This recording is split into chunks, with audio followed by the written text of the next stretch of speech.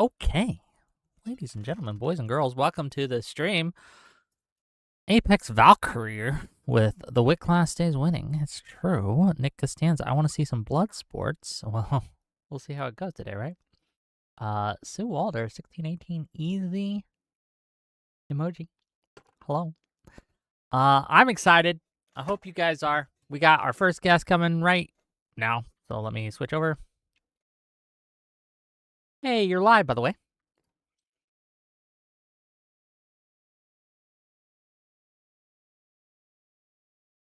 Hello, can you hear me now? Yes, let me see if I can turn you up on my... All right, camera should be on. There you go. Okay, get you up so people can hear you. With the camera. He likes to play games sometimes. It'll come on eventually. This is why we go live a little early, gang, to correct some tech issues. It's not like you know, we don't know it works. It's just, there you go. Okay, there we go. Now we got the visual. We got the audible. I think we're set. And it should be an interesting discussion. We've had this discussion a couple times over the past couple days. But I am curious if Destiny still thinks you're an op. And so that's what we're going to start. We don't have to stay. Yeah. But that is going to be my opening question, I guess, if you will. And that's Destiny. a good start. Defining what an op is would be very good. Sure. Well, we'll ask him what he means by that, right? And hopefully, special announcement as well. This is the end to all DSA debates. It's never going to happen again because after Francesca wipes out the Wisconsin field, you know, it's over. We don't got to talk about it anymore. They win. I don't think that your prediction is going to come true. Not when it comes to Hong winning. Do you think there's any chance that she loses at this point? This stops being a topic. I think it's. Is there any chance she loses at this point? Because the polls seem pretty definitive. I mean, you know, the Abdul ones are off like 10 or 15, but 25 points is a lot. I don't think that he's going, Crowley specifically, who I endorse. And if you're in Wisconsin, stop watching this. Go to the polls right now and go vote for Crowley. But yeah, I don't have much hope, unfortunately. But we'll see. Stranger things have happened. I endorse Crowley too. She's wild. She showed up to the polls today wearing like a pantsuit and a skirt like tucked into Air Jordan, I think like 4s. Like her, she is wild. I don't know what to think. I wouldn't be real with you. I don't know what to think. She's just a wild card. Didn't check her outfit. That's not one of my. That's what I really care about when I vote. Sense or not. It's like that one account on Twitter. Lonerbox wanted in on the Hutch conversation. I'm sad Hutch shut it down before Lonerbox came in. That would have been interesting.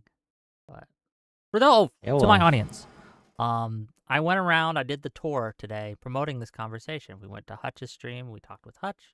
We went to Pisco's stream. We talked with Pisco. But yeah, it's we'll see how it goes. But let me DM Destiny, see where he's at.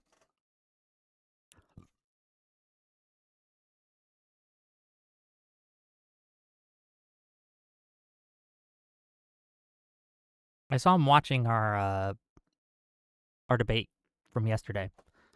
So everything will be fresh on the mind. Woohoo! Well, I guess he's using the restroom. According to my audience, we got P Watch on Destiny right here. So. Anyway, if you're liking this content, gang, if you like what I do, hit that like button, hit that subscribe button, throw me money. Riz, what the fuck, for a member from 7 months at a tier 2. Wow. This is a first. Wick somehow has a person I saw get murdered yesterday on a panel. I didn't know he had the power of resurrection. Like, I have powers that you cannot comprehend, okay? That you won't understand. I am making moves that you can't even imagine, okay? So yeah, we're operating at a different plane. But it should be fun. Should be interesting. We'll see how it goes, right?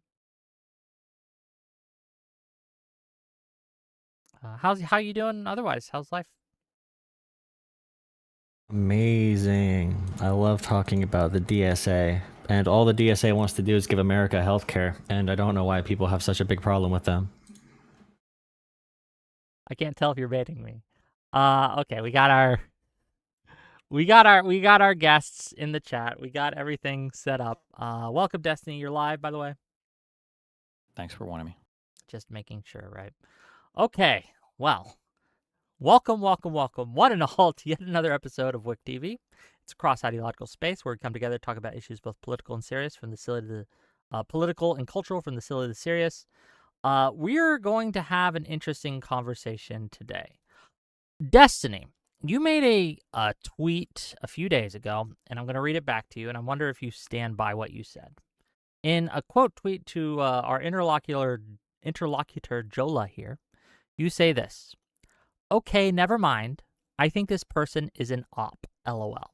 Every single message and statement is literally the exact perfect thing that libs need to do to get eaten alive by the far left." I'm wondering, I guess just to start off, do you stand by that statement, or was it just kind of made in jest? No, I stand by it.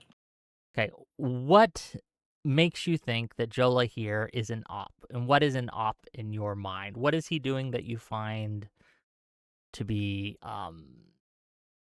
cringeworthy? Like, if I were to think of, like, I need to insert, like, a lib-friendly person to slowly siphon more people off further and further left, like, what are the strategies that I would want this person to engage in? So you have to do a little bit of, like, mudslinging at the left to earn some credit. You have to do a little bit of support from your moderate Dems to earn some credit. But by and large, you're engaging in the same types of lies and misinformation about your moderate Dems. You're never really attacking your further left people that hard. You're always, like, explicitly endorsing and supporting the further left people. And then you're constantly trying to hand-wring or fearmonger or tone police people that are being critical of further left people.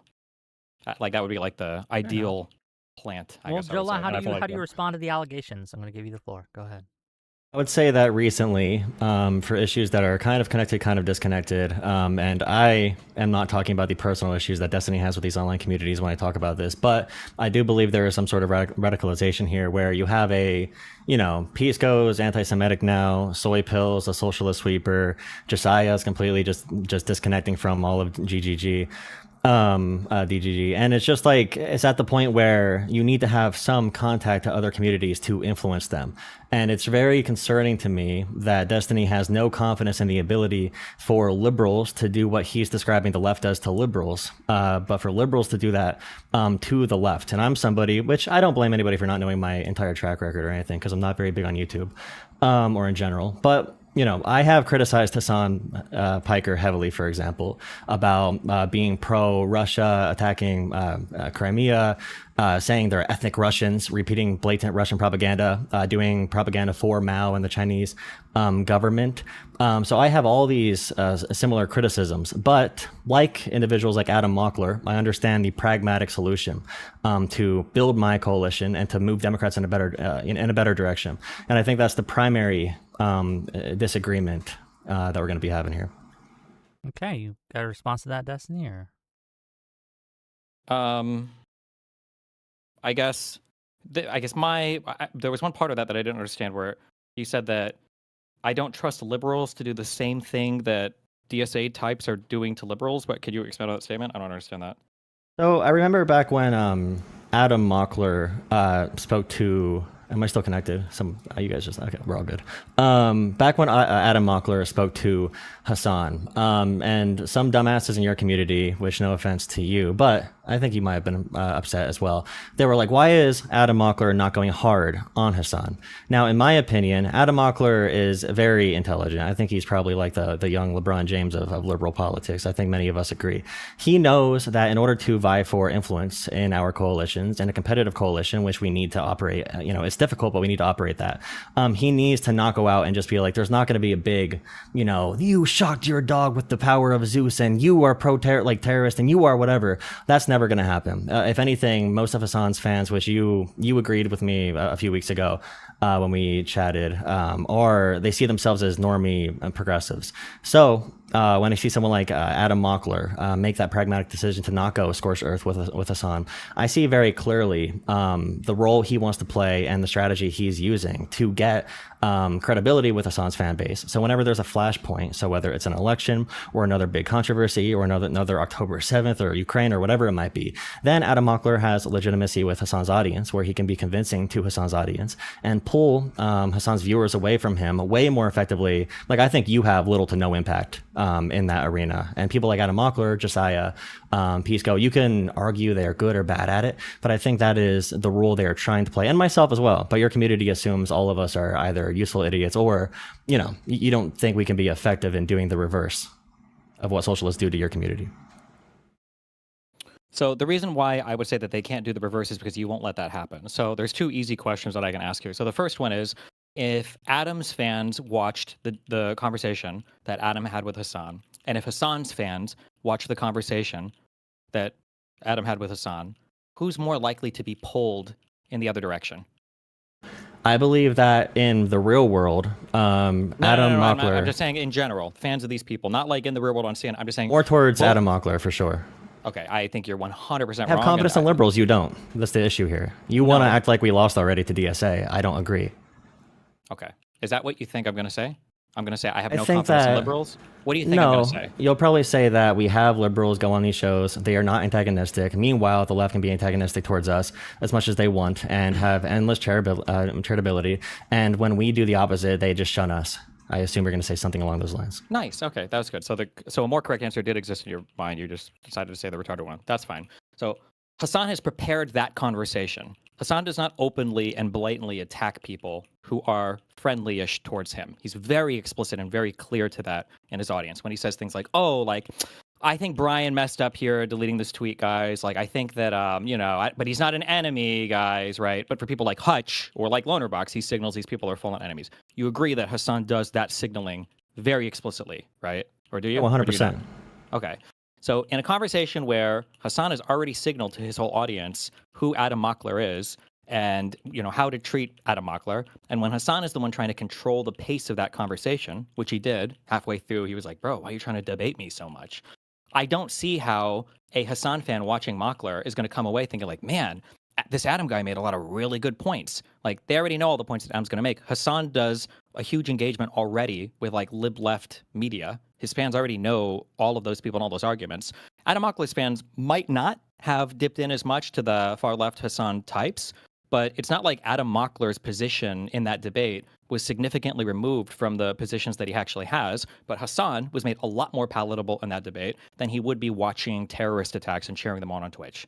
That's why I would say that in that conversation, a neutral Mockler fan would be more likely to have a much more favorable view of Hassan coming out than like a neutral Hassan fan who basically already knows what Adam Mockler is all about. Out of My curiosity question, to Destiny, yeah, sure.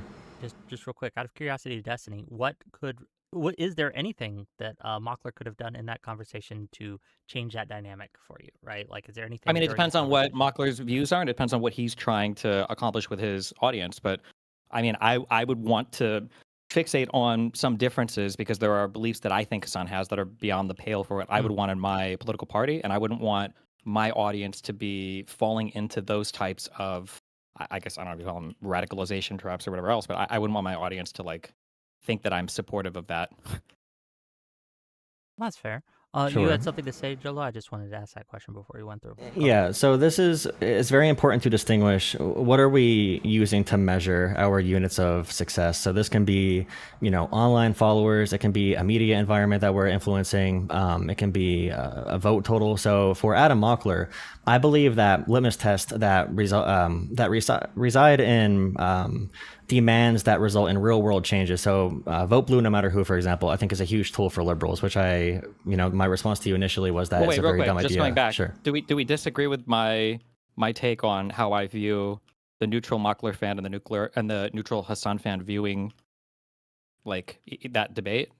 Because that was my reason online why context. Yeah, I agree in an online context, but this is where I have no confidence in Hassan's politics to survive outside of the internet. So when I talk about flashpoints and vote blue no matter who, when there's another big election and Hassan is a little bitch baby about like not endorsing someone, I need Adam Mockler there, at least, you know, somewhat palatable to like Hassan's fan base, to be the guy being like super rah vote Democrat. And you know, Keith Edwards, he sounded like a dumbass in that other conversation from a week or two ago, but he was a cheerleader for voting for Kamala Harris. So far lefties that followed Hassan versus Keith Edwards, I would rather far lefties follow Keith Edwards for the overall pragmatic consequence or outcomes of overall votes moving towards the Democrats' direction. So I think Adam Mockler, there's more concrete demands that Adam would make with his content, and it's more actionable, where Hassan will fade into obscurity the moment that DSA, the moment like moderate Dems have good candidates against the DSA types.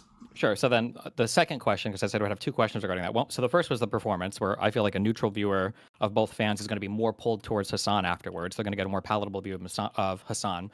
The second question I would ask is, have you ever in your entire life seen any of these lib-left people that have been cozying up to these weirdo commie types? Have they ever like been able to call them out on their platforms to hold them accountable for anything? Can we think of a single example of this ever happening ever? Now that's where, I mean, I would. Here's probably the issue you have with the other creators I mentioned at the beginning. Well, wait, hold on. You can answer and then give me your longer answer. But I was just, do you think that has that ever happened ever? And then you can give your longer answer. But I'm curious, have you ever seen that happening ever? No, recently there's been kids gloves in independent media for people like Hassan.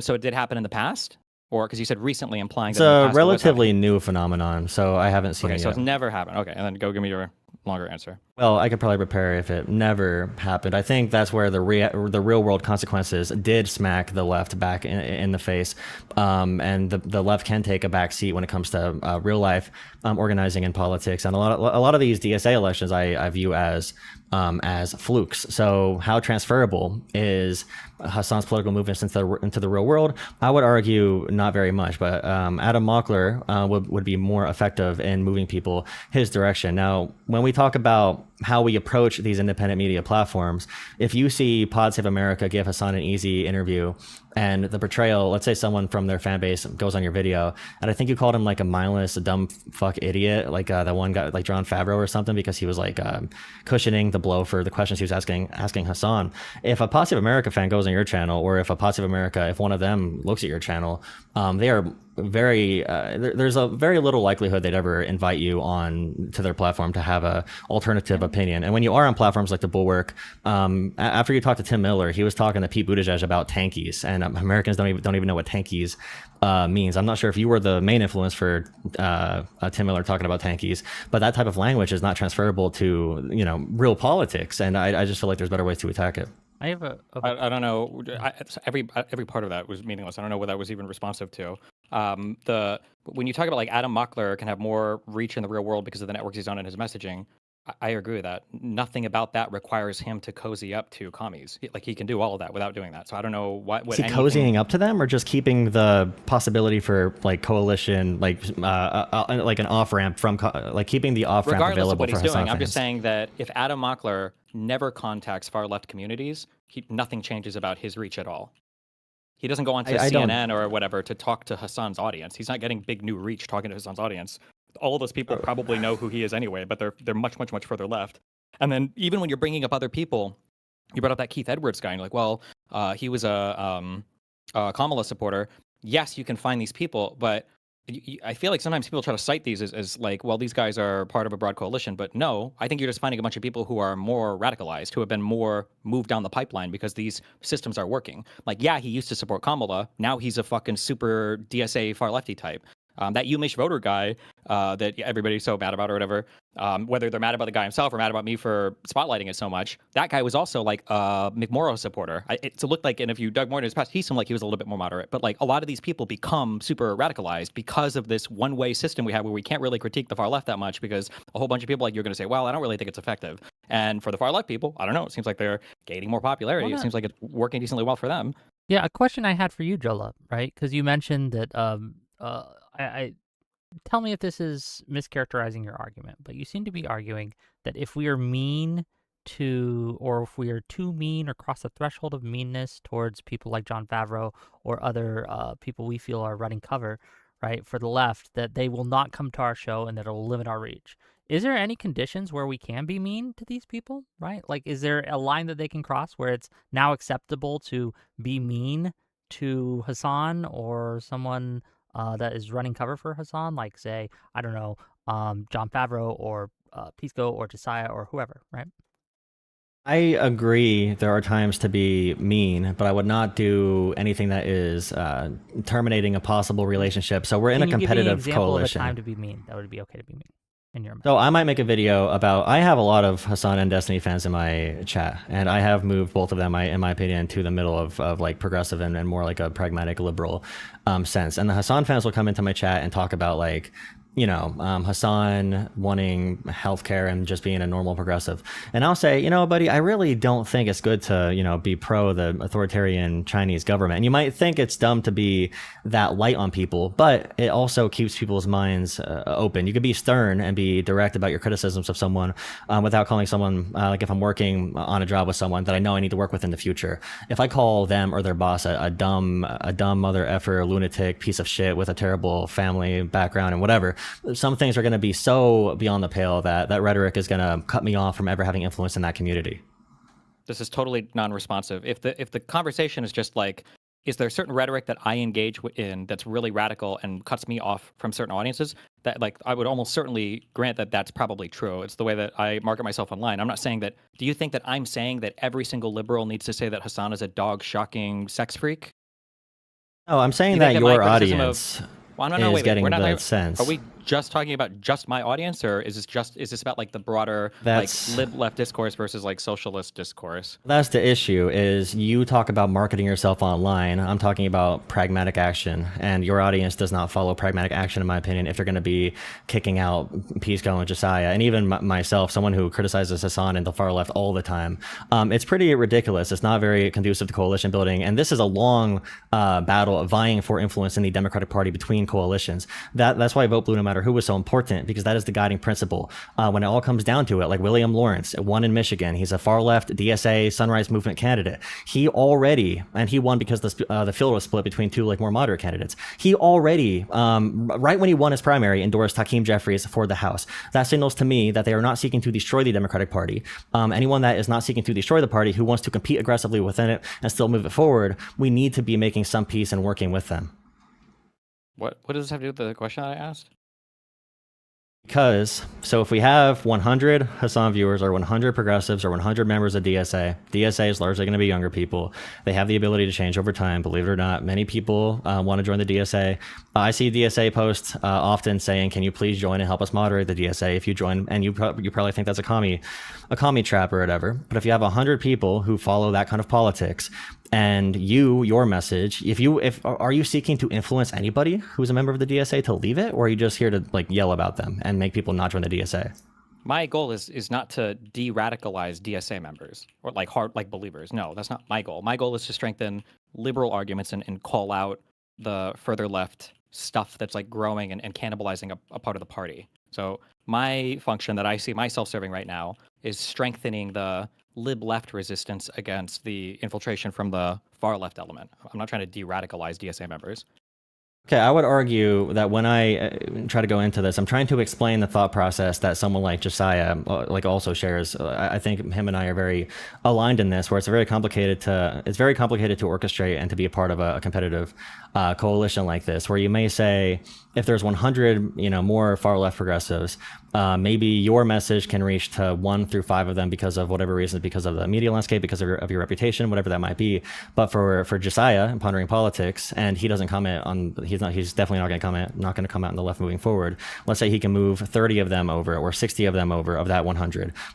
So when we take these certain actions, it's not an attempt to be like snaky or whatever. It's an attempt to broaden your ability to influence different coalitions and to vie for influence in different coalitions in the Democratic Party, which is why I attack Cori Bush, who lost. She is such a a sore loser. She was in for one term. She got her ass kicked by Wesley Bell. She blamed AIPAC. She came back again this year. She's like, oh, AIPAC is off the table, blah, blah, blah. She lost by even more, I'm pretty sure, this election. I went super hard on Cory Bush, and I'll go super hard on Andrew Cuomo, because I just want, pragmatic elements to succeed in the Democratic Party. And I want everyone to know I can be a conduit to have that conversation, and in my own organizing. I'm not going to shut out someone for being far left, even if they are a 20-year-old dipshit that believes in like communism or whatever.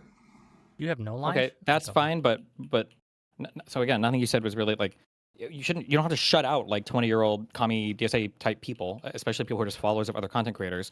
What I'm saying, the big argument that I've had with people is that fundamentally you will never be able to compete against that other side when it comes to taking members. They're always going to be funneling more from you than you are from them if they have no rules and you're held to a very restrictive rule set for how you can respond to them.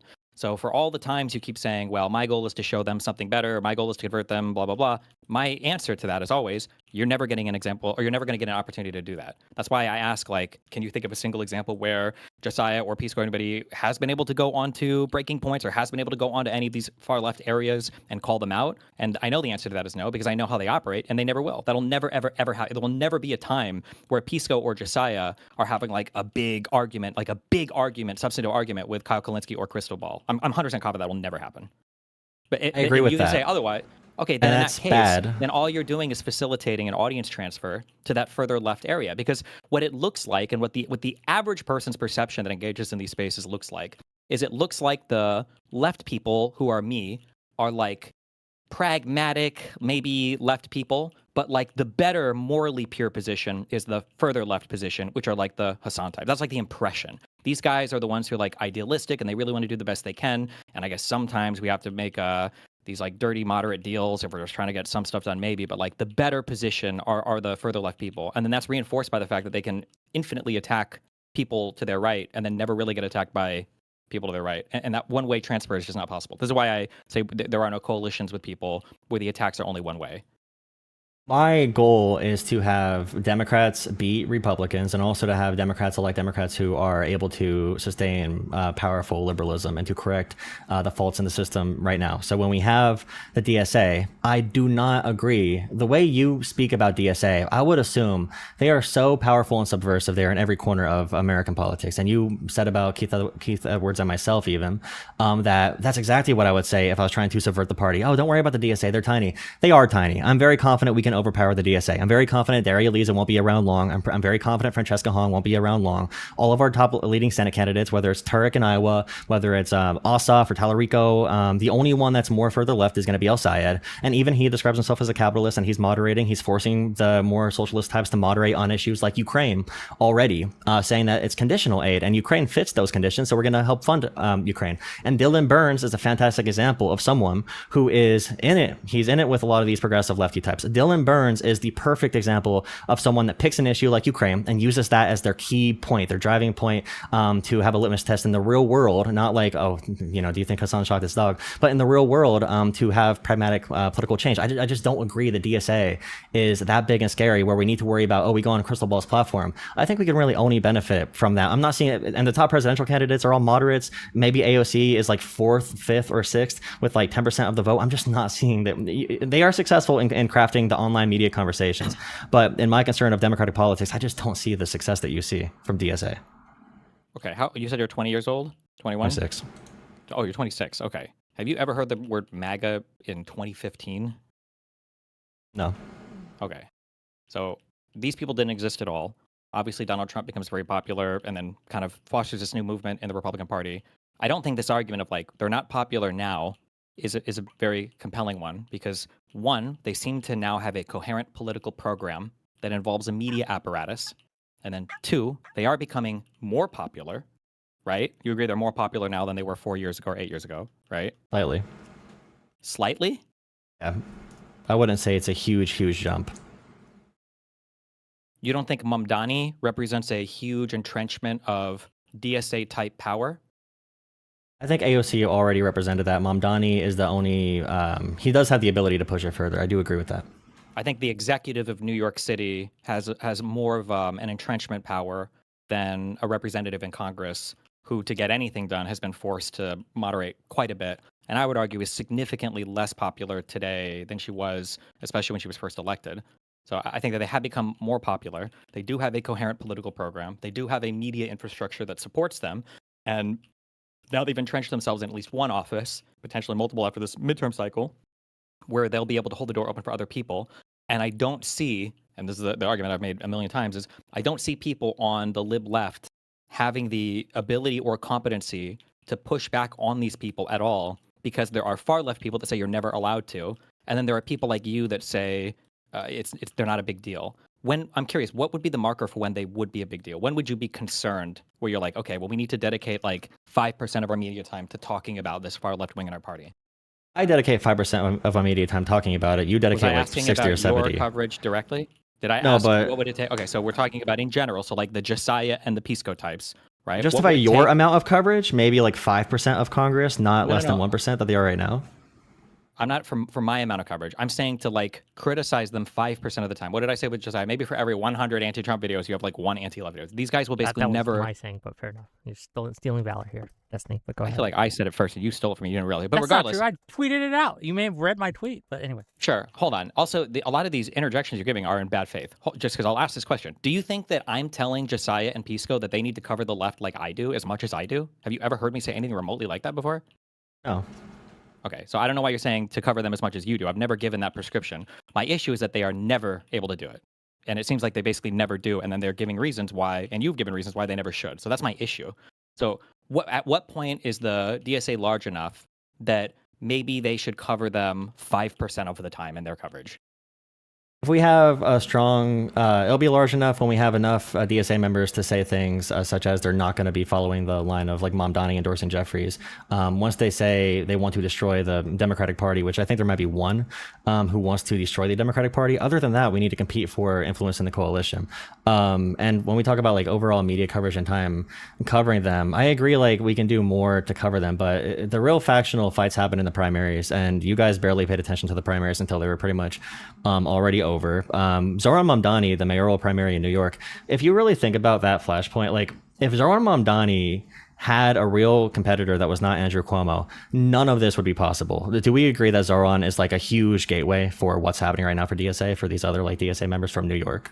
Yeah, but that's my argument. They have a level of entrenchment that they didn't have before. But my question was, at what? So it's just a messaging then thing? Like if let's say that all of the DSA people lose their election somehow in the general in New York, and then let's say that Mamdani says we need to take over the Democratic Party, and they have even less power after the midterms, then you think it would be more of an issue because of the message?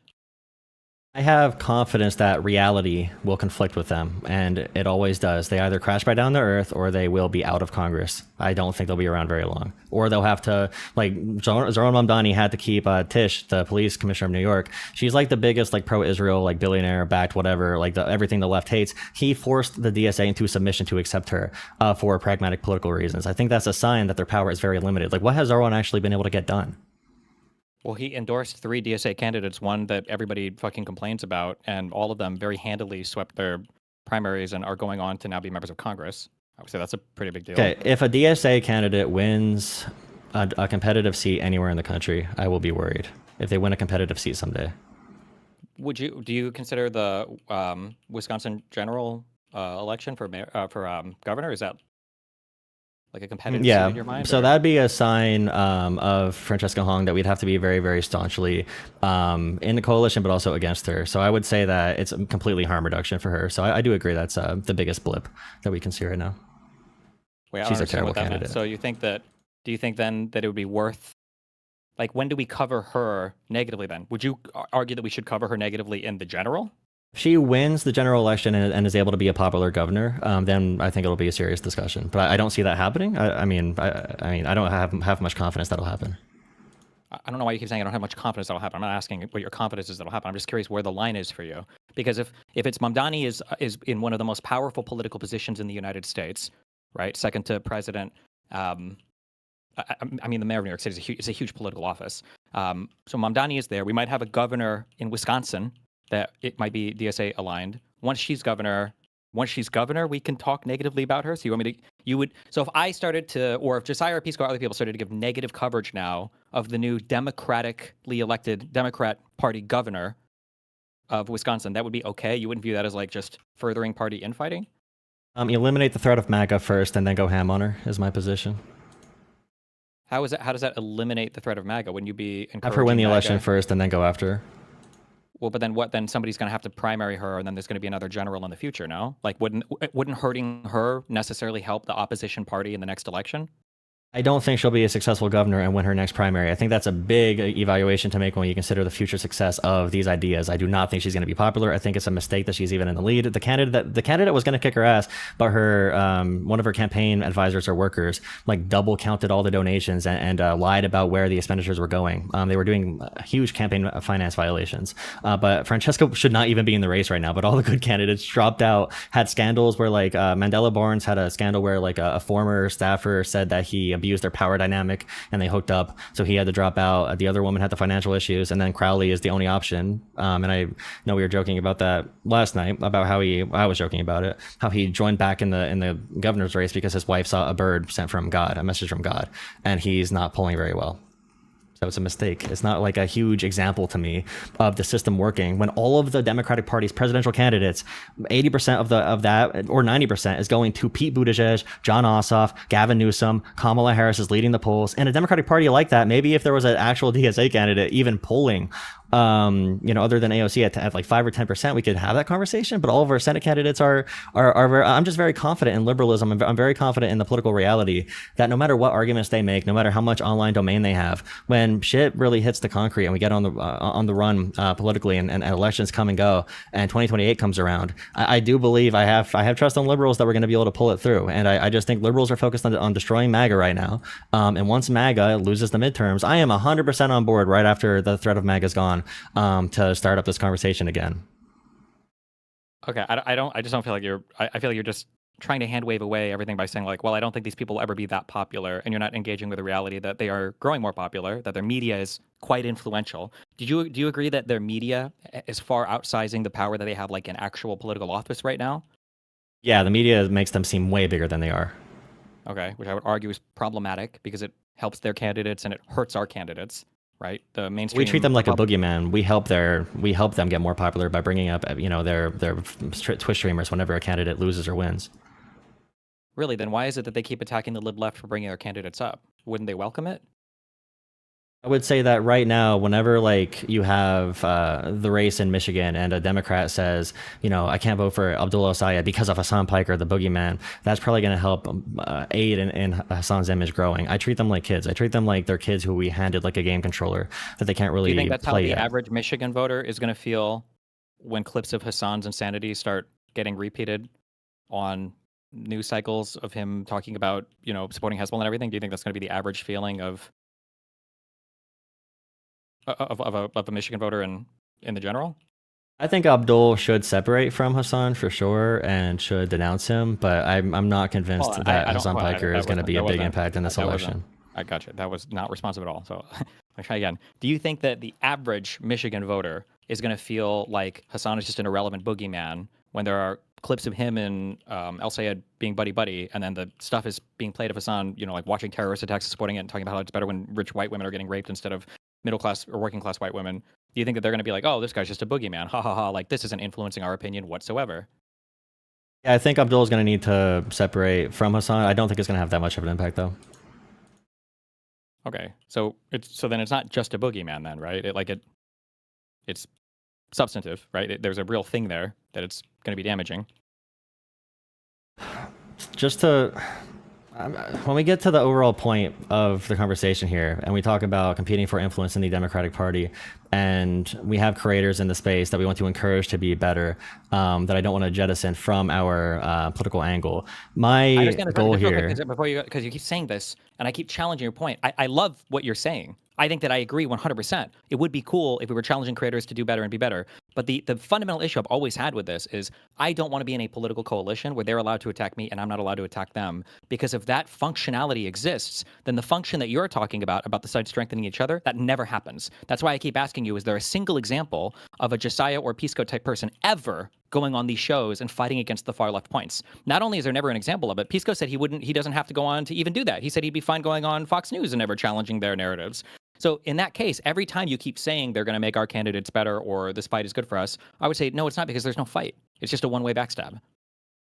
I don't think we need to directly challenge the creators in order to gain influence from their audience. Is my whole point. We don't need to challenge them directly. If they and this is bad on like Crystal Ball and Kyle Kulinski for them not engaging in these conversations. But that's also political not bad. media. It's That's the intentional. Good for reality of them. our coalition, though. That's the reality of our political coalitions.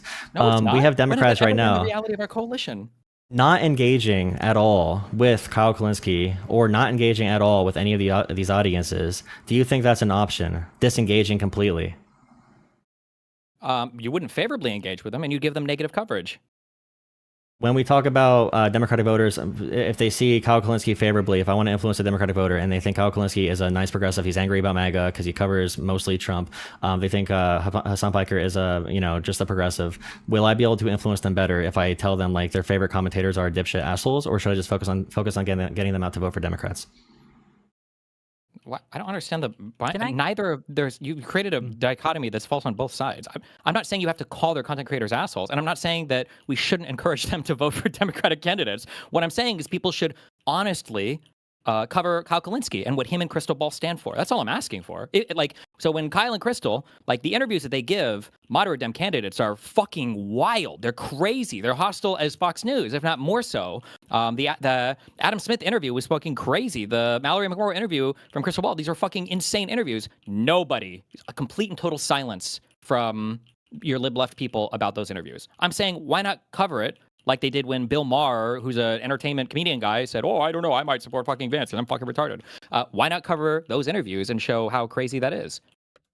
I mean, Adam Smith had one of the most dominating primary performances of any Democrat. I just don't think those interviews have that much of an impact. They don't have that much of an impact in the broader political context. Every single thing you're saying in here is strengthening my opinion, because you always try to create some rhetorical escape for why you should ever hold these people accountable. You will never, ever, ever. This is why I asked you your line earlier about what you would say, like, now it's probably worth covering them, because the answer you gave me wasn't even real. You said, well, if their rhetoric becomes that I want to explicitly take over the party, that you don't even believe that. What if they had one state assembly seat in Alaska and then their rhetoric changed to that? We would never talk about it because they're irrelevant. Right. So I don't understand why you keep, like, it sounds like there's always a reason why you would say not to give these people negative coverage or not to push back on them. Like, do you think that Bill Maher is significantly impacting like the Democratic elections in Michigan or some places? And if that is the case, have you been critical about Josiah? Because I'm pretty sure, doesn't Josiah say like, Bill Maher is a fucking idiot or whatever? Doesn't Josiah go pretty hard on Bill Maher in that conversation when he represents like potential outreach to moderate voters? Yeah, to piggyback off that, you would never treat Trump kindly because you're worried about like putting off potential MAGA converts, right? Like, you would never make the argument that, we shouldn't be mean to Trump because if we're too mean to Trump, we're going to alienate possible previous Trump voters. No, you would never make that argument. So why are you making that argument now? I'm sorry, rephrase that again? Sorry. Sure, you would never make the argument. You made the argument that we shouldn't be mean to these people because we might want to win them over to our side. We might want to convert them. We might want to make them Democratic voters. Fair enough. But why wouldn't you do this with Trump, right? Trump voters are gettable in some cases. Would you not want to treat Trump with kid gloves because you didn't want to piss them off and you want to be more amicable and open to draw them in? Why doesn't the argument work that way? If I talk to a Trump supporter, I know that they, in my opinion, social identities and social issues dominate politics. So I know that versus DSA, a Trump supporter is probably going to be highly religious. They probably are very close to their identity as a white person in America, and that completely conflicts with my vision of a future for America.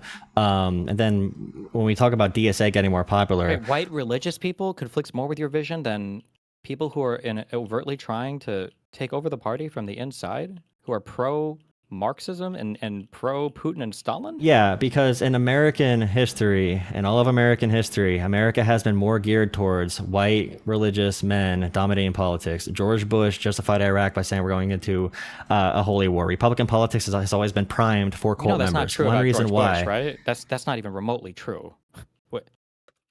I could find the quotes then. You don't have to find a quote. I watched it live on TV. He did say that I think he prayed and he talked to God, and this is the right answer. America went to war because we got terrorist attacked, and George Bush could have thrown a dart at basically any country on the planet, and we went to war with it. He didn't say I don't think he was this was not like a call to religious people to go to war. Like, yeah, he uses Okay, religion for but everything do he you, does, but I'm sure you would agree the Republican Party has been far. It's easier to have a cult mentality in a highly religious evangelical group that's all the same race and culture versus the Democrat Party or the DSA, which is like every single minority group together, White jammed religion. the into a Democrat party. Party, yes. The DSA, no. I think the DSA is perfectly copied. There's a reason why El Sayed brought more white people together in Detroit than has ever happened in the history of the United States of America. Like, there's a reason why these audiences, and by the way, all the content creators that seem to refuse to disavow or attack any of these socialist people, your Adam Mocklers, your Josiahs, your Piscos, all of these people also happen to be young white men. I don't think that's a coincidence.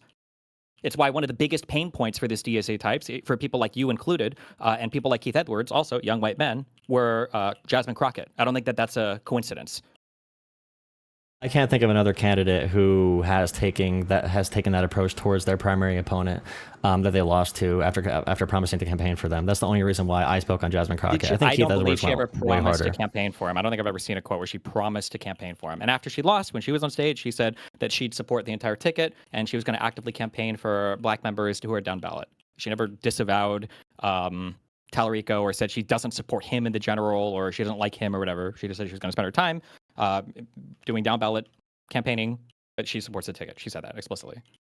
Yeah, if Haley Stevens or McMorrow, or if Tallarico lost and did the same thing, I'd be criticizing them very heavily. And I've given Haley Stevens her flowers for this. My goal is to deal with the rising popularity of the DSA, and we have different approaches to that. I don't think that the DSA is full of irredeemable members defined by their national party. And when I say that, then your audience definitely believes that. Your audience definitely believes that I'm an op, that Josiah's an op, that we're all ops, and we all have terrible intentions. You guys aren't random blind members of the DSA. You guys are political content creators.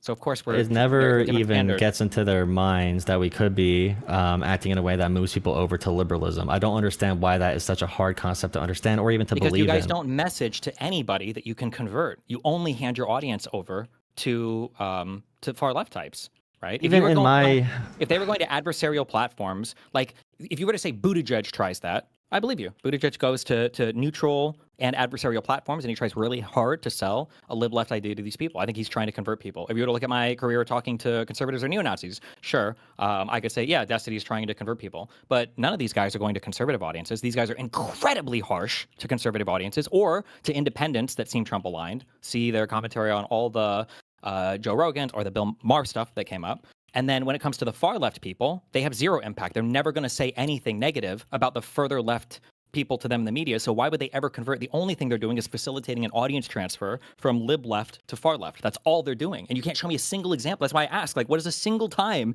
where who would watch Josiah and ever get a negative opinion from him of Kyle Kalinske or Crystal Ball?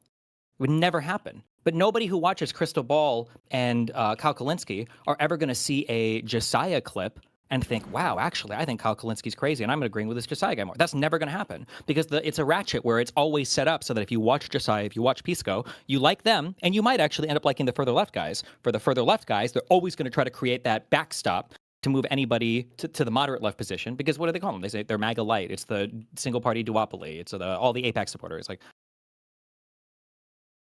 yeah, I'm really happy this is the final day of DSA debates. These conversations are very drawn out. Yeah, so for everybody involved here, I mean, I agree there could be more criticism. In my opinion, we can get more influence if we are the number one enemies of MAGA. It probably doesn't look good for us. On the liberal side, if they go to our pages and we're attacking the left right now in a period, like for example, Max Miller is a Republican that beat his wife and his granddaughter. The MAGA fight's over. I know you like to talk about the Max Miller guy. We're in the primary season right now. Why do we care? Yes, we all agree MAGA is bad. MAGA is on the way out. We lost that election in 2024. MAGA is on the way out. Who knows what everything's even going to look like after the midterms, if the MAGA brand is going to have any staying power whatsoever. Like, the next fight is going to be whatever faction emerges from the MAGA carcass. The issue is for every one crazy DSA member that says they're anti-Thanksgiving that we have, Republicans have dozens of child abusers, dozens of actual criminals who should be in jail, who are government agents, who are leading political office, who are not going anywhere. And those people are going to be transitioning to whoever the next authoritarian right-wing leader is. The idea that MAGA is done, Democratic voters are looking for anti-MAGA voices still. So when they go on our pages and they see us, doing left bashing right now during the primary, they'll probably gravitate towards a Kolinsky or a Hassan who have covered Max Miller. I think it's good to cover Max Miller, who is a Republican congressman who's beating the shit out of his wife and his granddaughter, who is Bernie Moreno, a Republican senator's daughter. It's his daughter and his granddaughter. This is like the Republican infighting. This is the perfect story that we need everybody to know, that the Republican Party, and they are still funding Max Miller's campaign. And if you think the fight versus Republicans is over and we should be left bashing, that's just the biggest difference here. Like, MAGA's over. I don't think MAGA is anywhere near over. I don't think Trump is going to be the only thing that falls, and then we're finally back to normal, democratic institutions. We're going to have to be working with this coalition. Is still going to be there when Trump is gone. We need to keep on bashing Republicans. It is still my goal to bash Republicans, number one, first and foremost. I don't understand why you would ever say like we're done with that fight. Okay. Did I say that? We should stop bashing Republicans? You said MAGA is over. I don't think 80% of our coverage should be bashing the left. Oh, okay. I'll concede that point, because I was arguing that most people should have 80% coverage, disfavorable coverage of the left. I said that? Or wait, did I say that? You said, who cares about covering Max Miller? And then that means I think that people like Josiah and Pisco should spend 80% of their coverage bashing the left. That's what that means? No. Do you not care about... What is your metric for knowing if you're successful with this? Is it more followers? Is it, a media environment that changes? What is your end goal? My end goal for what? My life or my entire political mission? Right now, the issue I have is that there is a subversive element in the Democratic Party that has a strong institution now. And now that institution is beginning to churn out political impact in a way that nobody in the lib-left world, a few people are starting to get there, mainly bulwarky people, a couple of people on, I think, MS Now. People are starting to get there, but they're still pretty far behind. And there's a whole bunch of lib-left moderates in the center of this fight who are constantly telling us that we can't pay attention to this like growing, cancerous, subversive aspect in our party. And they seem completely unable or unwilling to identify it and fight against it. And I only see it becoming larger and larger of an issue. Like, let's say that Al-Sayed loses slightly in Michigan. Do you recognize that would essentially be like the DSA costing us a Senate seat? Possibly. I'm not. We talk a lot about political power and what matters at the end of the day, and being an activist and being an organizer. Does that matter? Losing a Senate seat, is that a big deal? Or I'm not convinced, and I'm on the record saying this. I'm not convinced either candidate is going to win the Michigan Senate seat. I think that either is going to win or lose, depending on what happens in the political climate. I don't think there's much that's going to change that election. So I don't know if that's going to be super definitive. When I ask you a hypothetical, and then you say this is what I think will happen, I can't tell if this is an inability to engage with a question or if you're nervous and trying to avoid it. I'm asking if he were to lose by a point, would you acknowledge that it would be a strong possibility that the DSA stuff made us lose a Senate seat? If he loses as a result of, let's say he refuses to denounce Hassan Piker, then yes, I would definitely blame them for that. Yeah, 100%. Okay. Yeah, it'd be like Cory Bush calling Wesley Bell a Republican. If Pisco and Josiah do not say the same thing, then I would be attacking them too at that point. Okay. Do you think that Pisco and Josiah will ever be on a Breaking Points type show to push back against far left talking points ever? The next 2 years? Do you think Adam Mockler? I hope so. Do you think any of these people? What do you think? I don't know why you're saying I hope so. Do you think it will happen? I think that if we pound MAGA, if we win 240 House seats, then yes, I do think there's a good likelihood that can happen from one of the creators that we're mentioning. I could be proven wrong. That they're going to go and they're going to fight to the left if we have a good House victory. Yeah, if Kyle Kolinsky says that it doesn't matter that Democrats won, now that MAGA's gone, these are all MAGA light people, and they're basically Republicans. If they don't push back against that, then I'd be talking about them then. Even though Kyle Kolinsky and all those people have been saying essentially that message for the last 6 or more years. Yeah, I think that now it's going to change, and now they'll go and push back against it. Yeah, I think that if the threat of MAGA is removed, whenever the threat of MAGA is removed, I think there's more potential for left infighting. And I said this to like Bernie people too a couple years ago, where if Trump is in the picture, everybody's focused on beating Trump. If you want to deal with stuff on the left, it's going to be in primaries, especially if we think Republicans are not presenting the threat they are right now, because no one is in the mood to like bash anyone on the left. And I agree with you that the people like Hassan who did not endorse Kamala Harris are benefiting from the wave that's currently happening.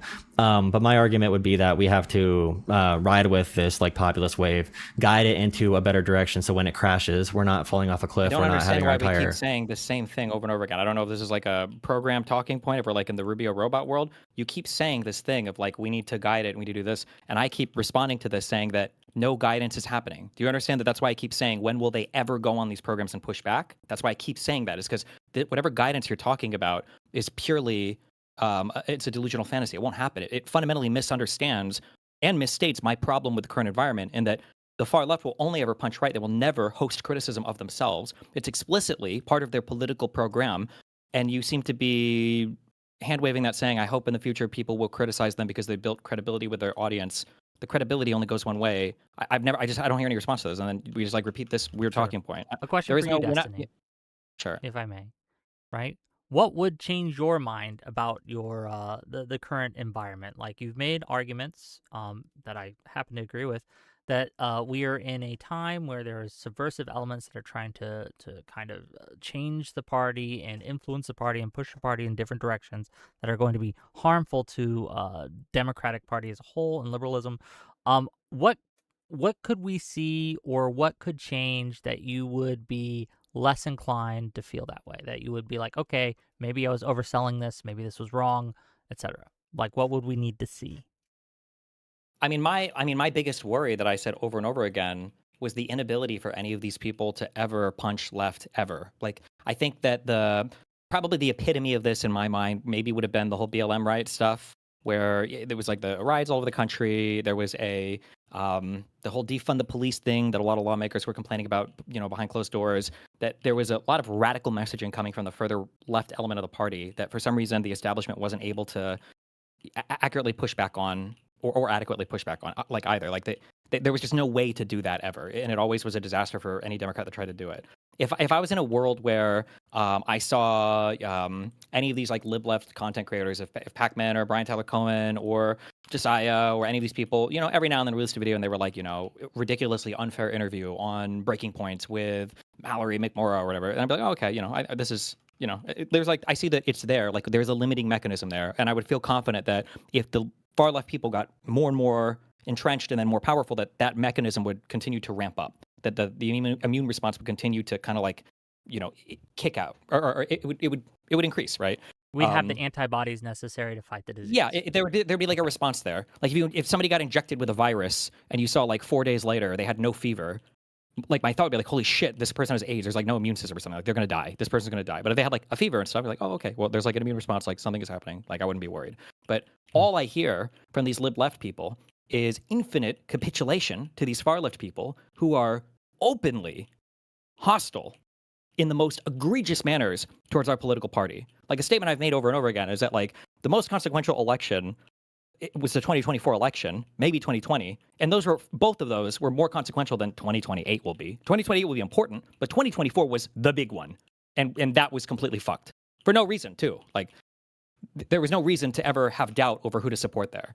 So I don't know, that the inability to accurately hold people to account for that is crazy in my mind. Like I would say that if you were a seasoned political commentator and you couldn't endorse Kamala over Trump in that election, I would never, ever, ever have you as part of any Democratic movement ever. You would be like completely castigated. You'd be outside the party, and everybody should know how fucking insane you are. So that would be my perspective, because it's such an easy question. At that point, like if you're willing to entertain those types of people, why not entertain? Like if Fuentes comes and wants to, caucus with his candidates in the Democratic Party, and they're willing to try to fight like in more moderate areas, like I don't know, why not invite a Fuentes type? Like people will immediately be like, oh no, not the Nazis or whatever, because we have that inbuilt anti-Nazi thing.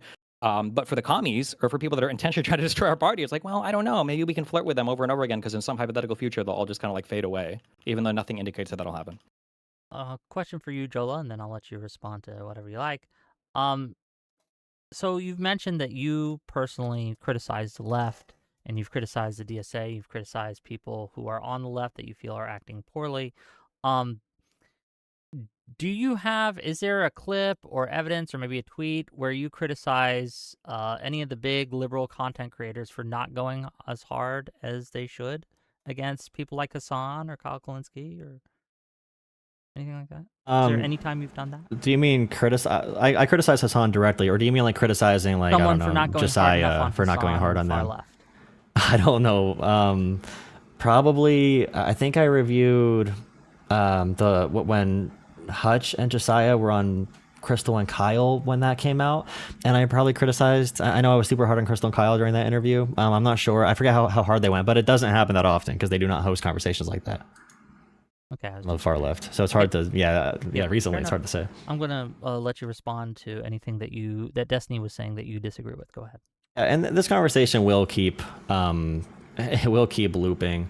So there's a population of people that believe one thing about the world, or they believe something about commentators' relationships they built up over years and years and years. And, you know, the DSA is rising as like a social group as well for young people. I know from firsthand experience, the local Democrats are all age 45 up. If you want to hang out with young people, they're going to be probably DSA, or it's going to be another like, you know, further left progressive movement. Now, these things are going to be existing regardless if I participate in them or not. And you know, if you're a fan of Hassan or Kyle, that's going to be there already. It's going to be happening. So my goal is to be attached to those communities so I can vie for influence in those communities. And it's just going to be a difference in opinion. I understand, or at least, you know, tactics. I understand what Josiah tries to focus on and why he doesn't get involved in lefty infighting. I think it is debatable how fruitful you know, that can really be. But yeah, everything that I'm doing is, in my opinion, good faith to try and make sure that Democrats can beat Republicans. And I'm not happy with these elements of the left. I'm not happy that Kyle Kalinske never hosts a conversation critical of the far left. But I know how they are. I know how Crystal Ball is. I know how these people are going to act, how they're going to react to it. The best thing I can do is how can I reach into their audience and pull people to my side. So if it means having Hassan videos every once in a while where I criticize him, or if a Hassan fan comes in my chat and I can introduce like, hey, you know, Hassan said this about Mao. That's way better than if I would, or if Adam or if Josiah would be like, you know, the other extreme of calling Hassan like a dog shocking terrorist. And that was my criticism of Destiny's community. To consider me, you could just say I'm dumb or whatever, but saying I'm an op is kind of crazy. If you want to say I'm a useful idiot, I'm going to be abused by the lefties, then that's fine. But at least I have the opportunity to vie for their audiences. I would say that Destiny's and his community have almost zero potential to do that. And he could definitely influence the Bulwark, which I think you definitely have gotten in with the Bulwark. But yeah, it's just a difference in goals. So this conversation will keep on looping. The one we had with Wick earlier, Wick is much more aggressive, I think, about like the DSA overtaking Democrats and whatever. But yeah, maybe I am. Anything you want to respond there, Destiny? Any? We are kind of. Yeah, I mean, I agree. It's a loop. I mean, he keeps saying that he will have pull on these other audiences, and I'm just going to say that it's never going to happen, and it won't. That's why there's no examples of it happening right now. But maybe in the future I'll be proven wrong. But I mean, I just don't ever foresee it happening. It hasn't happened yet. I mean, when I interacted, yeah. No, finish, and then I'll. When I interacted with Destiny's community in the past 2 weeks, I got brigaded with messages from the far left, you know, complimenting me, asking me to join their side. They're like, we don't care if you're a communist or a socialist. We don't care. You know, the DGG community is calling you an op. You should come join us. And I'm like, I'm not doing that because I'm not in that crowd. But the incentives for being associated with like Destiny's community, the barrier for entry at this point is pretty high for people who are new commentators, and I'm someone who does like again, I'm not a huge commentator, so I don't expect people to know this. But like barrier? I criticize Hassan all the time. I make videos criticizing Hassan. I do it to Hassan fans, and I've gotten some of them to back off from Hassan a little bit. If I do that, and I'm not out here because you always ask the question, did he shock his dog? All these other like litmus tests. Then the audience Destiny has, and I think for good reason, for the stuff that happens with the snarking, and I don't even want to get into that bullshit. But yeah, there doesn't seem to be a very easy way to enter into you don't want this to get into community. that bullshit. You mean the stuff that people like Hassan explicitly and constantly spread, right? Yeah, and I think that's the fight you're participating in, and that's why I try to make sure. Do you think that's the fight I want to participate in? No, that's why I started the conversation acknowledging there's things that are going to be disconnected from like on the ground politics, and I'm talking about the on the ground politics, and you have Well, other these are reasons which part of it. Well, I don't want to talk about my sex life all the time. That's Hassan who I agree. pushes that Yeah. issue, right? No, I 100% agree with that, and that's why But I they think do it's it. Why do you good. think he Yeah, does it? He does it intentionally. yeah, to make sure no one ever listens to anything you say about them, because then they'll never Exactly. trust And the then they're criticisms. friendly Yeah. to you because you function well as an op against liberals, right? I don't. I think they just know that your community is going to call me op, and they want to try to get me to their side. But the moment I say But no, I mean, they I call believe you. the same negative things, then Wait, but you don't like. For instance, if I were to go through any of your coverage, have you ever gotten any facts wrong that were disfavorable towards far left candidates in the same way that you seem to have gotten so many facts wrong against like moderate candidates, like the yeah, Gillibrand sure. jihad thing? Is there a single one that you can think of, like off the top of your head, where you're like, oh, I said this about Al Sayed, and I was actually really wrong on this?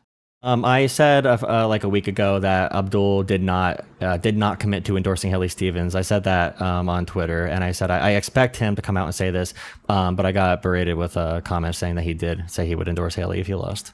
So I did spread that, and I had to retract it because I thought he did not. Wait, did he? Yeah. He. Where? I'm not sure if they did on the debate stage. Let me see. I can find that tweet if you guys want a video of it. Well, not the tweet of you pushing back. The tweet of did he say he would endorse her if he'd lose? Yeah. He like said. He just said to the reporter like, I think you might have. I did read Seen this, it. and for the reporter, he absolutely didn't. So now you're giving me an example of you giving a lib left take, and you're an example of the far left harassing you out of that take, and then you changed your take without even seeing any evidence. This is the ratchet. He said it on effect Pod Save happening. America too. He said it on Pod Save America too. I could try to find that clip. This sounds like the ratchet in action right now. Like this is literally it. I'll give you a second to find it.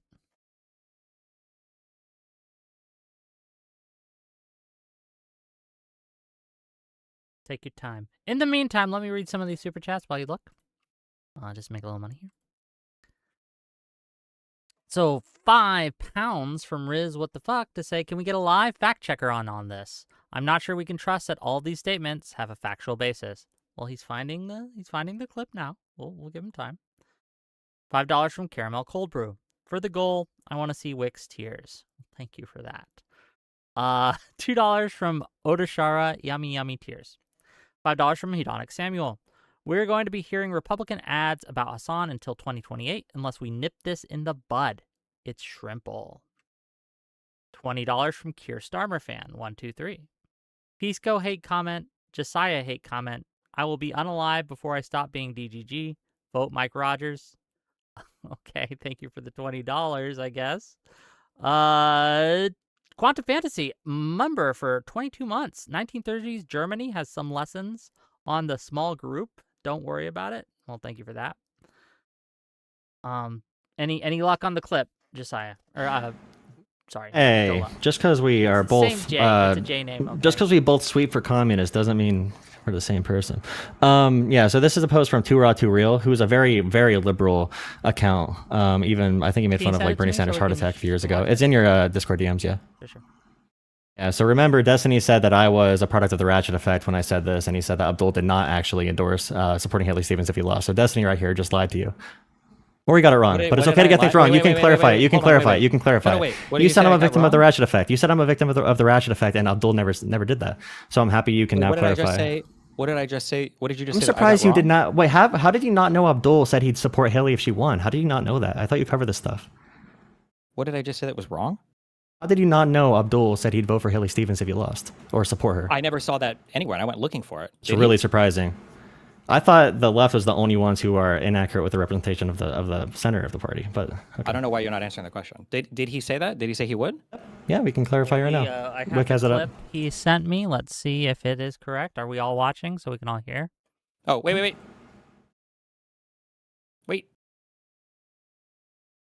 Oh my God. Oh, okay, I'm watching. Okay, we're watching? Cool. If Haley Stevens wins the primary, will you support her in the general? I've been super clear about the fact that we got to beat Mike Rogers. So yes, you guys keep asking me the same question. Okay, that seems like it. Sure. Fair enough.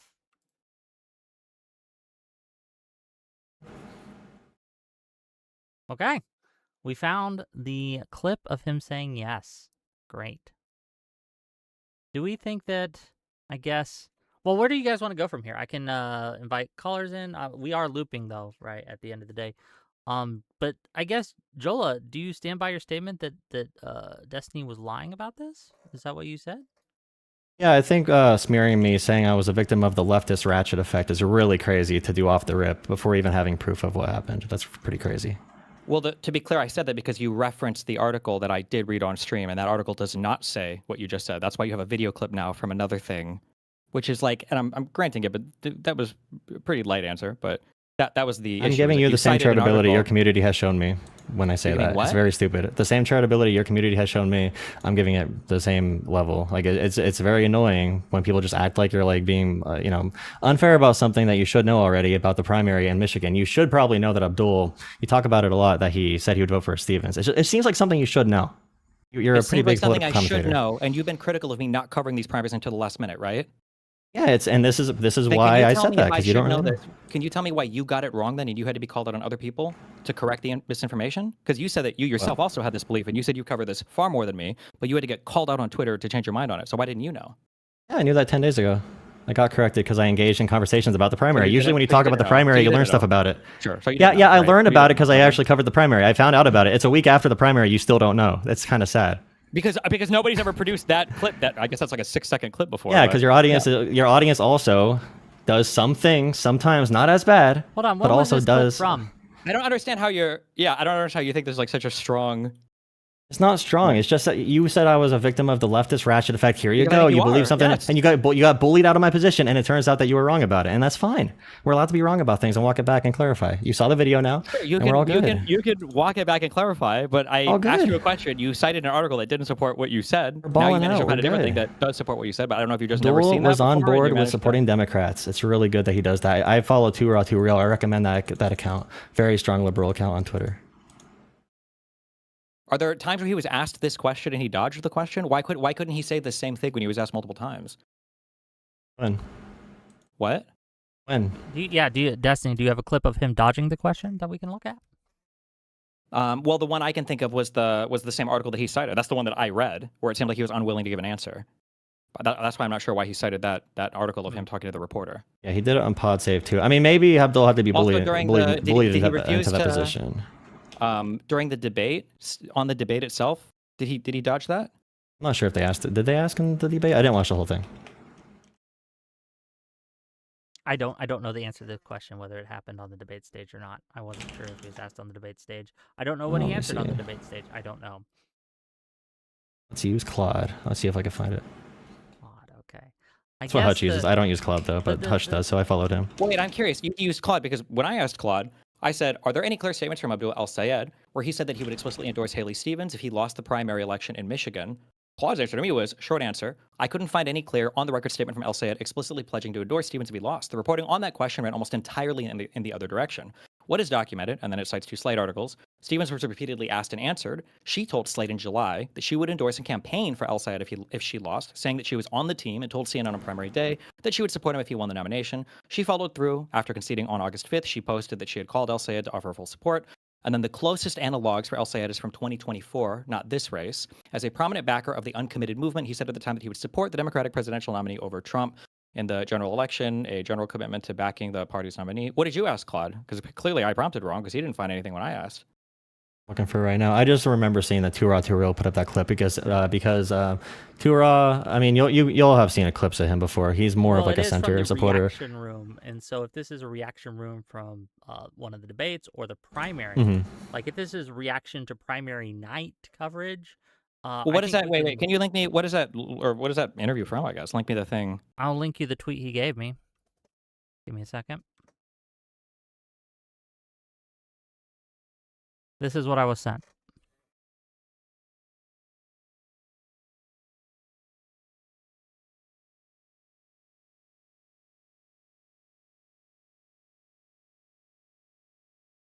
Would it be fair, though, while he looked at that, would it be fair, Jolah, to characterize El-Sayed as having perhaps been less vocal than he should have about endorsing the candidate? Would that be Yeah, I fair think El Sayed. criticism? I criticized him for not being hard enough on the left for helping out Stevens, if he did lose. So I would agree with that characterization. Yeah. Okay, this seems to be a post-debate conversation from July 27th, 2026 is what I see on a Fox News website. So that's I'm a happy few both days candidates before said that the- at least. A few days before the Well, primary. their statements were not even remotely equivalent, right? Stevens was far more committed to supporting whoever won than... Yeah, I agree. I agree with that. Yeah. Also, to Jolah, you understand why we might need fact checking from you, given your mischaracterizations of both Haley Stevens on the Obama endorsement and also Kirsten Gillibad's statements about Mamdani from last night. You understand why DGG might be a little skeptical of your claims in the future? I think that picking apart the TikTok I made is very stupid. I did say that was wrong to say that Obama endorsed her, and I clarified to say that they were using it, which I also give credit to. If Obama said anything nice about me or my candidate, I would be blasting that shit everywhere.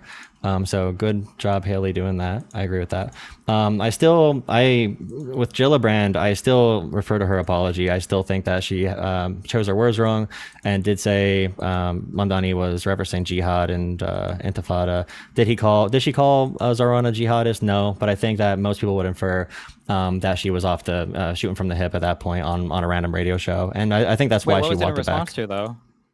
A caller called in and said like something about Zarwan being anti-Jewish and being unsafe for Jews in New York City. What was that in response to, though? Why do they feel that?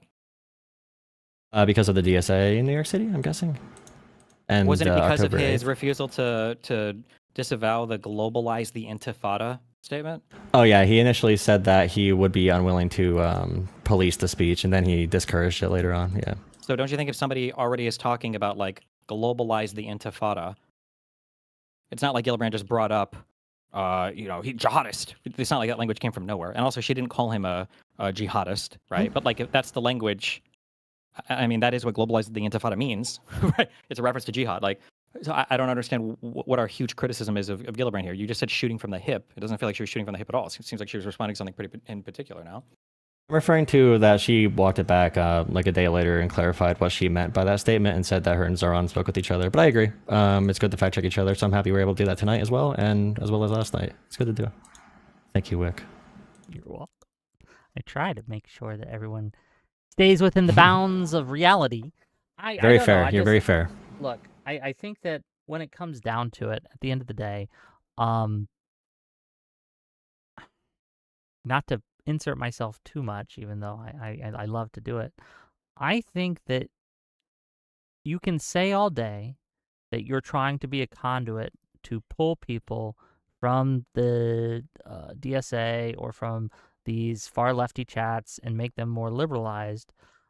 But like until we see actual results, I think it's healthy and good to maybe doubt the effectiveness of your strategy, because what I see happening isn't what you're saying of these DSA folks getting more liberalized. What I see happening is the opposite.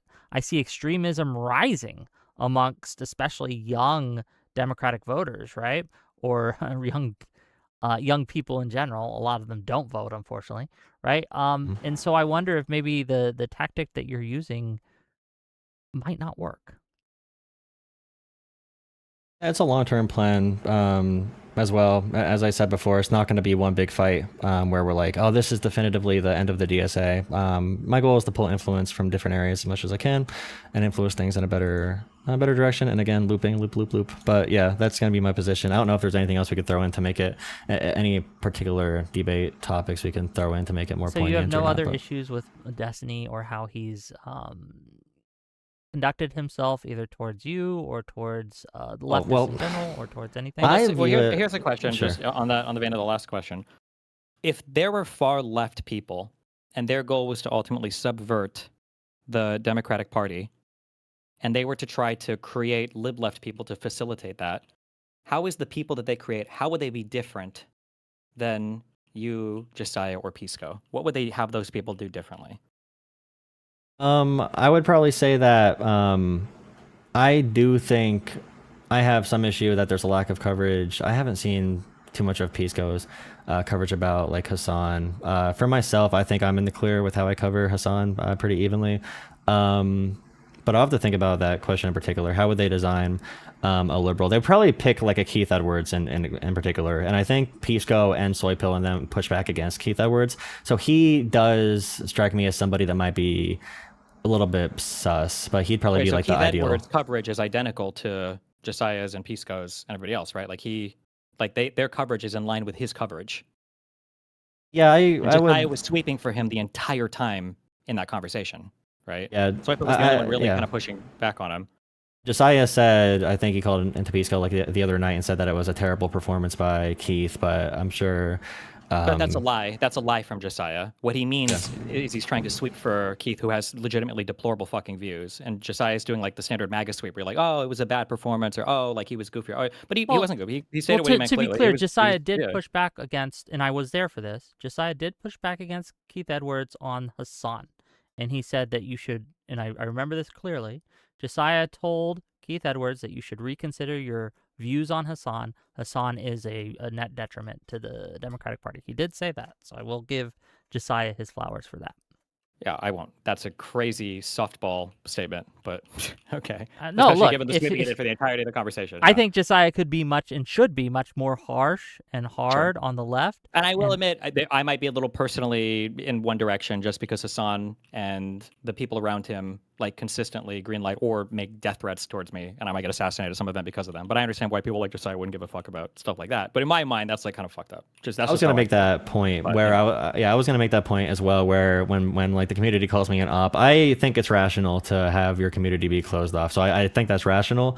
But also, if anybody from your community, thinks that's how you engage in like a local Democratic Party, that's one reason why I comment on it. But I do think I don't blame you at all for I don't blame you for being like that. Threat against you directly, but it's against other people in your party, then it's still okay. But if they were doing it against you directly, then the idea is that the idea, as most of Hassan's fans and Calculacies fans don't know about this. I'm not black and I'm not an immigrant and I'm just like a white evangelical voter, I guess. So I don't care. Like the Hassan fans, I would wager that probably 90% of Hassan's fans don't know that happens. And those people are who I'm trying to talk to. Fine. So that's and they're why, never going to hear it from somebody like you. So I mean, it's at the end of the day, that's the. But I can convince them to come to my political side and be away from Hassan through other means. You'll never talk to them. They're never going to hear you. You're never going to have access to that audience like that. It Okay, hasn't happened yet, and it's never going to happen. But I mean, we'll see, I guess. But, well, if your community can't support anybody who's going to be my tangential can to that. Support people. What do you mean?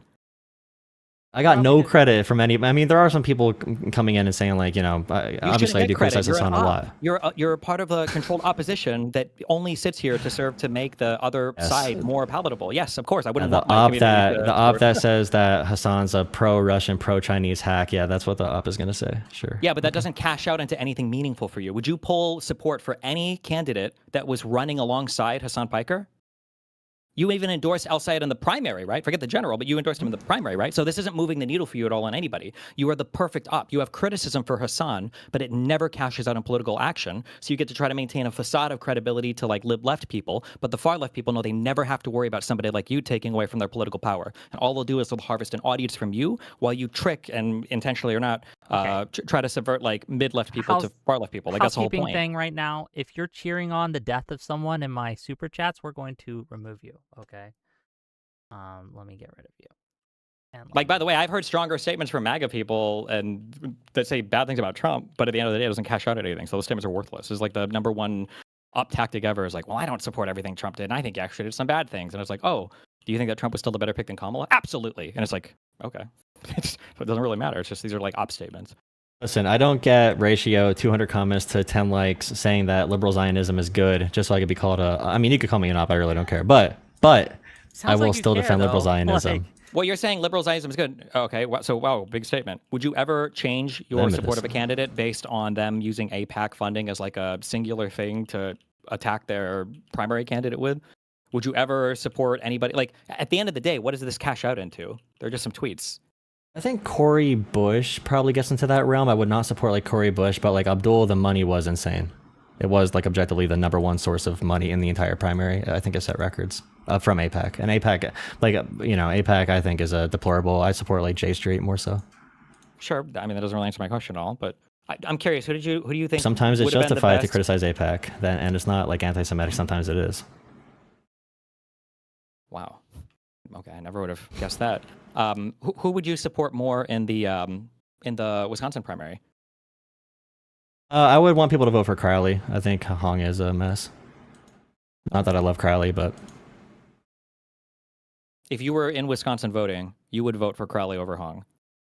I would, with a hope and a prayer, vote for Crowley, and then I would vote for Hong. I would probably make pro-Hong arguments as long as she's somewhat freaking, I don't know if she'll moderate, but yeah, I would vote for Crowley if I was there. Okay. I support Josh Shapiro. I mean, I support pragmatists across the board. We do exist.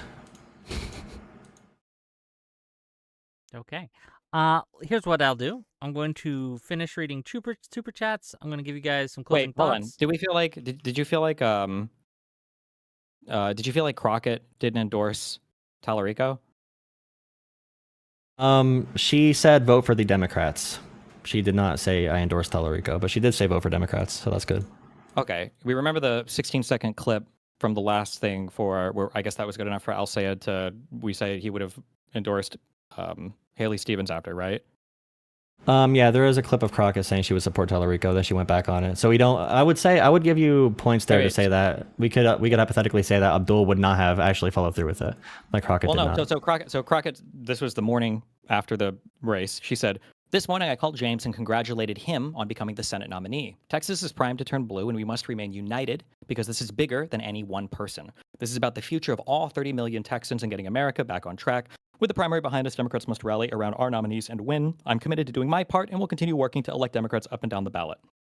There's That a doesn't count as TikTok an I've been endorsement to sent you? of you, Jolah. Do you want to watch it together? Oh wait, crap.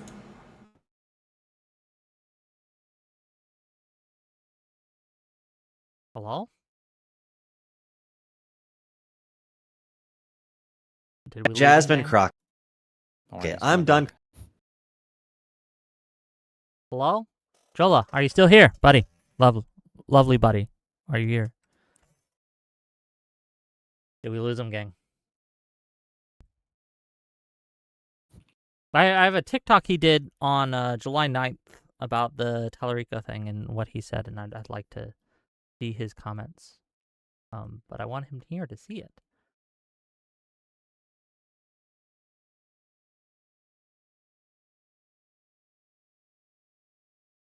Okay. We're gonna give it like another minute. In the meantime, let me read some more super chats. Hopefully he gets back. Okay, where did I leave off? Okay. $20 from Bangarang. Thank you for the $20. There is nothing to gain from siding with socialists, communists, or any DSA member in general. They are controlled opposition with the goal of stealing the party from libs. They are not allies. They don't see the libs as allies. Good point. F4 in leader for $20 more. What is the obsession with keeping the door open, quote unquote, for lefties when they never support our candidate? Why not focus on strengthening our own party instead of reaching out to these people that slap our hands away? Thank you for your $20. Thank you for the Tier 1 membership, Mythos GG. Really appreciate you, buddy. Thank you.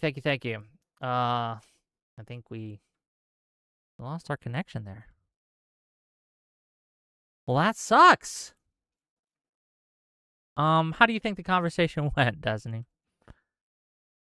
I mean, I feel like I'm looping on the same points. I don't Yeah. know if these are like talking points that go around between like all of like these weird like lib left sweepers, but it's always like the same weird collection of things where it's like this, we'll hold them accountable in the future. And I was like, no, you won't, right? That you can't do it now. And like I said, and I think this is really hard for people because like our elections and all of this have gotten more and more extreme as time has gone on. I really do feel like our huge moment was 2024. And if you weren't willing to show up there, I mean, like if they refuse to support a moderate candidate in 2028, I will be less mad at them than their refusal to support Kamala in 2024. It was just, that was such a fucking killer, monumental moment in U.S. history where a guy who tried to fucking coup the fucking government got reelected. I just can't, what an indictment on U.S. democracy that fucking happened. And then all of the criminal investigations on him are killed. They're never coming back. The amount of personal enrichment, the amount of potentially irreparable harm to the government, to our institutions of science, to our reputation around the world, to the security of huge regions. Now the entire Middle East is hanging on by a hope and a prayer. I don't even know what Iran is going to look like in the future. Ukraine's position is obviously far more precarious than it should ever have been. Taiwan, Hong Kong is completely gone. I don't know what the future of Taiwan looks like. Like everything is just in such a worse position that it's like USAID is gone. We don't even care about that though, because it's mainly, I guess, black and brown people that are dying. The Department of Education is gone. I don't know if it's going to take another bill from like. There's so much damage. Like, like Jesus. Like it's just fucked. The Let's idea that this, it's like, well, they got as long as they come along with the next one. It's like, holy fuck, you missed the train. You Okay, missed the so moment, bro. Like, here's what we're gonna sorry. do. I want to watch this TikTok anyway. Get your thoughts on it. I wish he was here to comment on it, but you know it is what it is. Then I'm gonna finish reading these super chats, and we're gonna take some callers, and then we're gonna just let you go. So if you have substantive disagreements with Destiny, if you think that Jolah was right and won that exchange, I'm going to make sure that you get preferential treatment to come in first. So just let me know, and we'll do that. But let's watch what he had to say about Jasmine Crockett. Let's see. Are you watching? Yeah. Okay. Commenting on Jasmine Crockett. Okay, so Republicans are amplifying Jasmine's words just recently, today and a couple days ago, of her saying James Tallarico runs racist campaigns, and that has the goals of making us fight each other and also in suppressing voter turnout. So black voters in Texas don't come out to vote for Tallarico, which Jasmine is also suppressing voter turnout for black voters in Texas. Let me be clear, she is actually increasing black voter turnout for Wait, she is increasing black voter turnout? Wait, is he correcting himself? Sorry, fuck, never mind. I all of the statements he's making, I like, just because of how I've seen him comment on things, I would have to like fact check everything. Like, was Crockett actually saying these things, or were people fighting against the crazy white people from outside of Texas who were being racist towards the Crockett supporters? Were they saying these things? Like, I don't know what the answer is. There was a lot of hostility. Like, I will say this: there was a lot of hostility, it seemed, against Tallarico from the black community, and from everything I've seen, I don't think Tallarico said or did anything to warrant that. But all of the negative racial response was coming from the outside people like Jonah commenting, all of the outside racial commentary coming into Texas. That was my impression. That's everything that I've seen on that. Yeah. Okay, sorry. I share that. Oh, do you want to? Can you replay this from the beginning? Because I feel like I've. yeah. We got Jolah back to answer. Okay. So Jolah, are you here with us? Hello. Oh crap. I'm done Yeah, I should commenting be. on I'm here. I can participate. I'll have my camera up in a second. My bad. Yeah, that's fine. Are you able to watch the stream? We're watching this TikTok that you had. Yeah, I know that TikTok. You can watch it. I have it on my phone. Thank you for permission, but I just want to make sure that you're able to respond to it. But we're gonna go through it. We're gonna see. We could do a little, Jasmine. I need to save some of it. I'm doing a dedicated debate with Tom Foolery later, and I already pushed his debate back to 9 instead of 8 to do this. So we could do a little bit into it, but I don't want to do like the full thing. I'm saving it for Tom. But if you guys want to do that, we could do it for Tom. But sorry, Wick. Yeah, we don't have to talk a lot about it. So for some reason, we have the TikTok. So again. We watch this one. Jasmine Crockett. Okay, so Republicans are amplifying Jasmine's words just recently, today and a couple days ago, of her saying James Tallarico runs racist campaigns, and that has the goals of making us fight each other and also in suppressing voter turnout. So black voters in Texas don't come out to vote for Tallarico, which Jasmine is also suppressing voter turnout for black voters in Texas. Let me be clear, she is actually increasing black voter turnout for her selected candidates, but for James Tallarico, she's making it very clear he's not on the team. For whatever reason. She says it's not her job, but, you know, I've been called a dumb racist white boy a lot, and it's been great being called a dumb racist white boy for expecting a Democratic Party leader to endorse the U.S. Senate candidate that she lost to, like every other Democrat does, when the Supreme Court is on the line. The U.S. Supreme Court, federal courts, and federal judges. We talk about the clean air and water, investigations into ICE. ICE, remember, they zip-tied a bunch of black babies in Chicago and threw them in the back of a freaking van after coming out of Black Hawk helicopters in Chicago because a landlord wanted to harass their tenants. So we saw black babies tied up, zip tied. Like, for those investigations to really happen and have an impact, we need the U.S. House and Senate We need, that's the reality. Votes will be cast. Someone will be in power. We need that. We need that to be James Tallarico, and all hands need to be on deck for that to happen. And Jasmine, if she's not going to do it, you're right. The conversation should be over. I had fun engaging in the discourse, but yeah, let's move on to another topic. Things are big. Things are moving. Things are happening. I hope Jasmine turns around and says, I'll join with Tallarico on stage and be united. But it is what it is. One second. Okay, I did retract the racist campaign statement. So that was off of the Colin. It's really in the weeds of the primary, but it's the Colin Allred comments where a TikToker claimed that James Tallarico called Colin Allred, who's another Democrat, a quote unquote mediocre black man. And Tallarico said that he was calling Colin Allred a mediocre campaigner, but Colin Allred is pretty close with Jasmine, and they kind of let it hang that Tallarico was pitting black men and black women against each other. So that was a big claim during the primary. But in terms of like running a racist campaign, I don't agree with that anymore. The accusation. Were you here for when we read Jasmine Crockett's endorsement of Tallarico on the morning? I classify that as like a vote for Democrats. She has never said the word endorsement. She has a PAC called the Fire PAC that has a list of candidates she's actually going to be endorsing and campaigning for. And I'm happy she says she's going to vote for support Democrats. But look at Haley Stevens right now. She's like, I'll go to any corner of Michigan to do whatever the party needs me to do. Jasmine's not doing that. She's picking races in like the California, Michigan and stuff to support. But yeah, that's the whole thing for that. Wait, but her statement was Al Sayed never made any statement anywhere near as strong as that as well, right? The one statement we found, that 8-second clip, was very wishy-washy. No, I agree. I was going to give you that point earlier that Abdul, we never got to see the reality in which Abdul loses. So I don't deny there's a chance that if Abdul does lose that he is a sore loser. I don't deny that at all. You may be correct about that. We just don't have the opportunity to see that reality. I just don't see what we're talking about just beforehand. I'm here. Somebody sent me this and I haven't seen it, so maybe this will help his point or not. But apparently all three of them, I guess, are asked who would endorse who. Okay, we'll watch it together. Give me a second.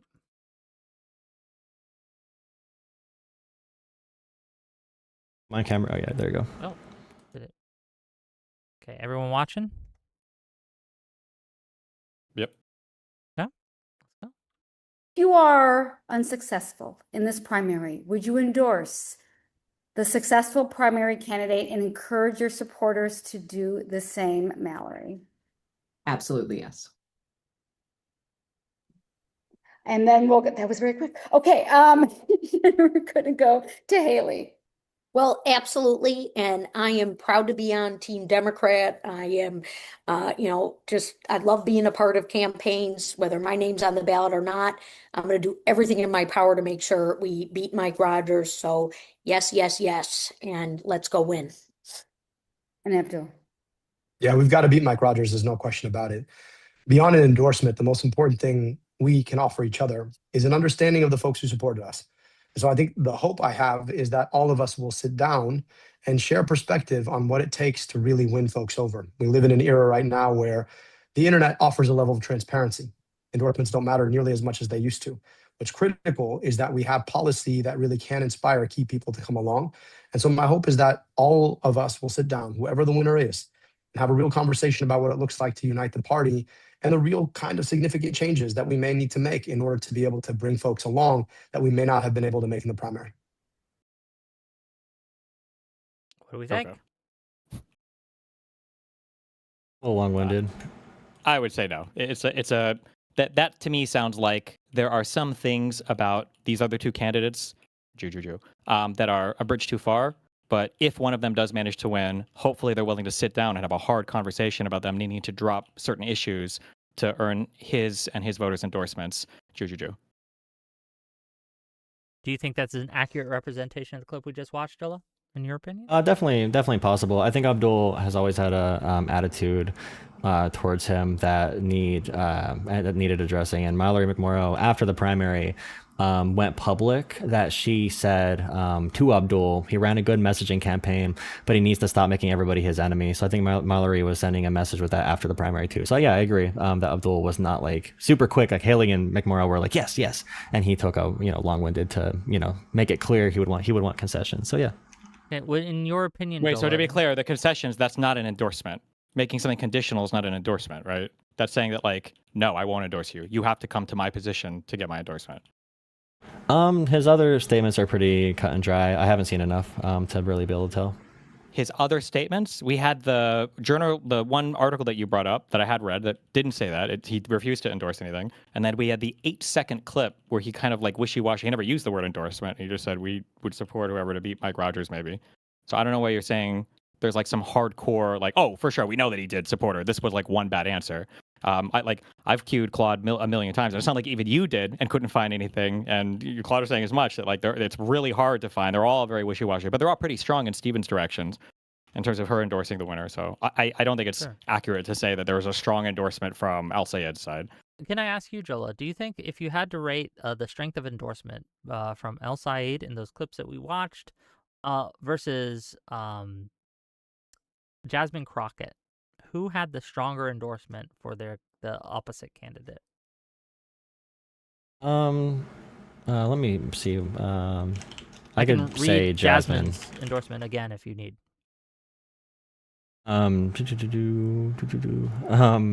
So I will say also, I'm going to be mean here. You should Before know or this. after You the shouldn't have to primary? look this up because you've attacked me multiple times for not following the primaries closely, which, by the way, I haven't. I fully admit that. I don't pretend otherwise, but you've used that as some kind of like knowledge check talking point that you've covered these so extensively, and my interest has been so shallow Okay, and transparently I was not gonna find the interested in the exact facts of the wording, ground. Well, no, but but I'm saying that like you Jasmine very clearly are having said- to query, you're having to query Because- databases and you have to query Okay. bots to figure out the Okay, answers there's as well. a You don't have this local information there's right a offhand. local news station. There's a local news station from I think Houston where James Salarico and Crockett both interviewed and they answered the same question, and they both said they would campaign statewide for the other candidate if they lose, and that's one of the reasons why I said Jasmine walked that back, because she's not going to campaign statewide for Talarico, only for the races she chooses.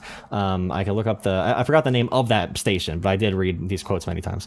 But okay. Okay. Is it possible that you misremember them the way that you misremembered her saying that Talarico ran a racist campaign?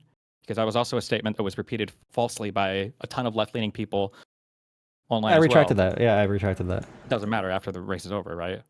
Because many people got that interpretation from the Colin Allred story as well. Sure, but the damage was done. It doesn't matter at that point. Just like Kyle Kalinske and Crystal Ball now saying, well, maybe we should have supported Kamala. Who cares? The race is over at this point. It doesn't matter. I would say that voting for Kamala over Trump is extremely. That's not my easy to- question. Earlier, I posed a question of what would they do if they wanted you to be like a perfect op and doing something like spreading misinformation while a campaign is happening and then apologizing or retracting afterwards would be perfect controlled That opposition. was after the campaign. right? That was after the campaign. That was after the primary, months after, when I was criticizing her. Oh, you weren't criticizing her at all during the campaign? Hold on. No, I was gonna support whoever won. This TikTok you made was wasn't pro this right Talarico. after the primary? Like I directly criticized after? Crockett. Yeah, after the primary was over. I criticized Crockett for the statement she made. She said something about like black people are done being slaves, and that's why we need. I forget the exact quote. Something about immigrants and black people are done being slaves. I forget the exact wording for it, but I did criticize that quote from her, and I said that would hurt her statewide because of the large Latino voting population in Texas. I'm pretty sure.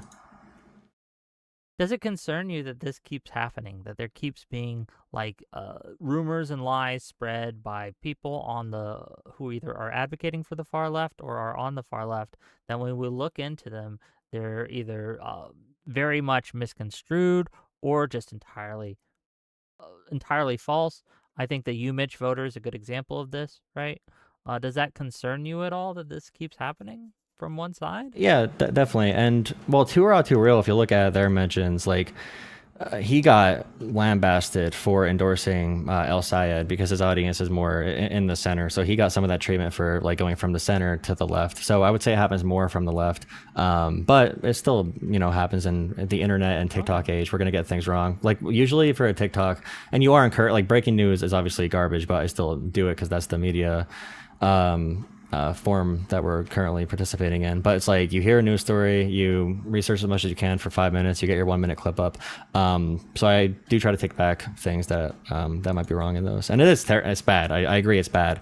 But just like the DSA thing, I would rather participate in it and try to guide it in a little bit of a better direction than not participate at all. Are we going to be able to find any clips of you calling Jasmine Crockett racist or Stevens racist or anything like that? I made the one about Stevens pandering to black voters that I thought was funny, and then for You thought it Jasmine was funny, Crockett, right? So you called her Jasmine- racist, but you're saying that that's a joke? Yes. You were joking when you called her. It was about pandering. Yeah, it was a TikTok about pandering. Yes, and we went through that last night. I'm trying to think about Do you think Crockett. it's fair to I say think that, I. do you think it's fair to say that El Sayed was pandering when he lied over and over again about his clinical experience as a physician? Yeah, definitely. That should be definitely attacked. And he also sold like he sold like supplements like brain juice, moon dust, or some shit at one point. So I think that should have been, exploited more by Haley Stevens in the campaign, because that shit's crazy. He was doing some Dr. Oz Did you shit. exploit either of those things? Did you mention any of those in any of your videos leading up to the? I didn't know about the primary? El Sayed thing until after the election, that he sold that kind of stuff. And that's one reason why I criticized Stevens, because I was like, if you're gonna bring up, the podcasting Abdul does, and he's going to be he wants to be an all-star and a celebrity. If she would have said that during the debate, I would have been able to look it up. But yeah, Why do you think we she all have brought our up own the media bubbles, podcasting and thing so much? I didn't know. She didn't really pound the point home in the debate. Don't you think the reason why she brought it up obviously was because the idea is you want to be more of like a celebrity or an influencer more than an actual politician? And didn't you just agree with McMorrow earlier that El Sayed has a little bit of an arrogance problem, like in that clip that we just watched where he couldn't just simply endorse the winner of the election? Maybe those two things are actually more closely linked than you gave it credit for? Possibly. I'm not. I mean, I'm trying to. It's all possible. Sure. All possible. Okay. Yeah. Let's read a few more of these super chats, then we'll get to it. $20 from Das Vildania. Espalier endorsed Mamdani. Mamdani said he wouldn't endorse against him. He broke that promise to endorse Chevrolet, who is a tanky. Why should we trust he'll stick by his endorsement of Hakeem Jeffries? Why should we trust it? I trust it because we have no choice but to trust it largely. But also his huge concessions on like Tish as the police commissioner and the other DSA candidates who are endorsing Jeffries, it gives me hope. Daria Lisa is that one spot where I'm like, I don't know, what the hell happened with her, but hopefully she moderates. We'll see. Well, what do you think happened? Was it just random, or did he have a aneurysm, or? I think that the local DSA put her up as the candidate. It was a winnable race for the DSA, and he said he had a conversation with her to shut up about things like Ukraine and to just try to get political power. So I definitely do see that calculation happening for sure. Okay, so then it wasn't wacky or random at all. It was strategic. Sure. Okay. Well, if you think it was strategic, why would we say it was random and we don't know why it happened? Why don't you just give a decent theory of mind for why you think it did happen? Sure. And the candidate there barely campaigned, and it was he could have easily won. Espaillat could have done a better job too to stop her. That's completely non-responsive. But I'm just saying that you had an answer where you're like, I don't know, this is so random. But then you replied with the Destiny answer of like, actually, I think they're very strategic with how they operate. But you didn't give that until pushed a little bit. These are the types of things that don't give me any confidence that anybody will be able to push back against the far left because they never have any of these things to say. Well, until after the campaign, then they apologize after the damage is done, so that they can retain a level of credibility because people will forgive them, and then they'll repeat the cycle in the next primary session. But anyway, $20 from Fear Darkness 2. Didn't know Halloween was today. This Jolah guy needs to take his mask off. Thank you for $20. $20 from F4 in leader.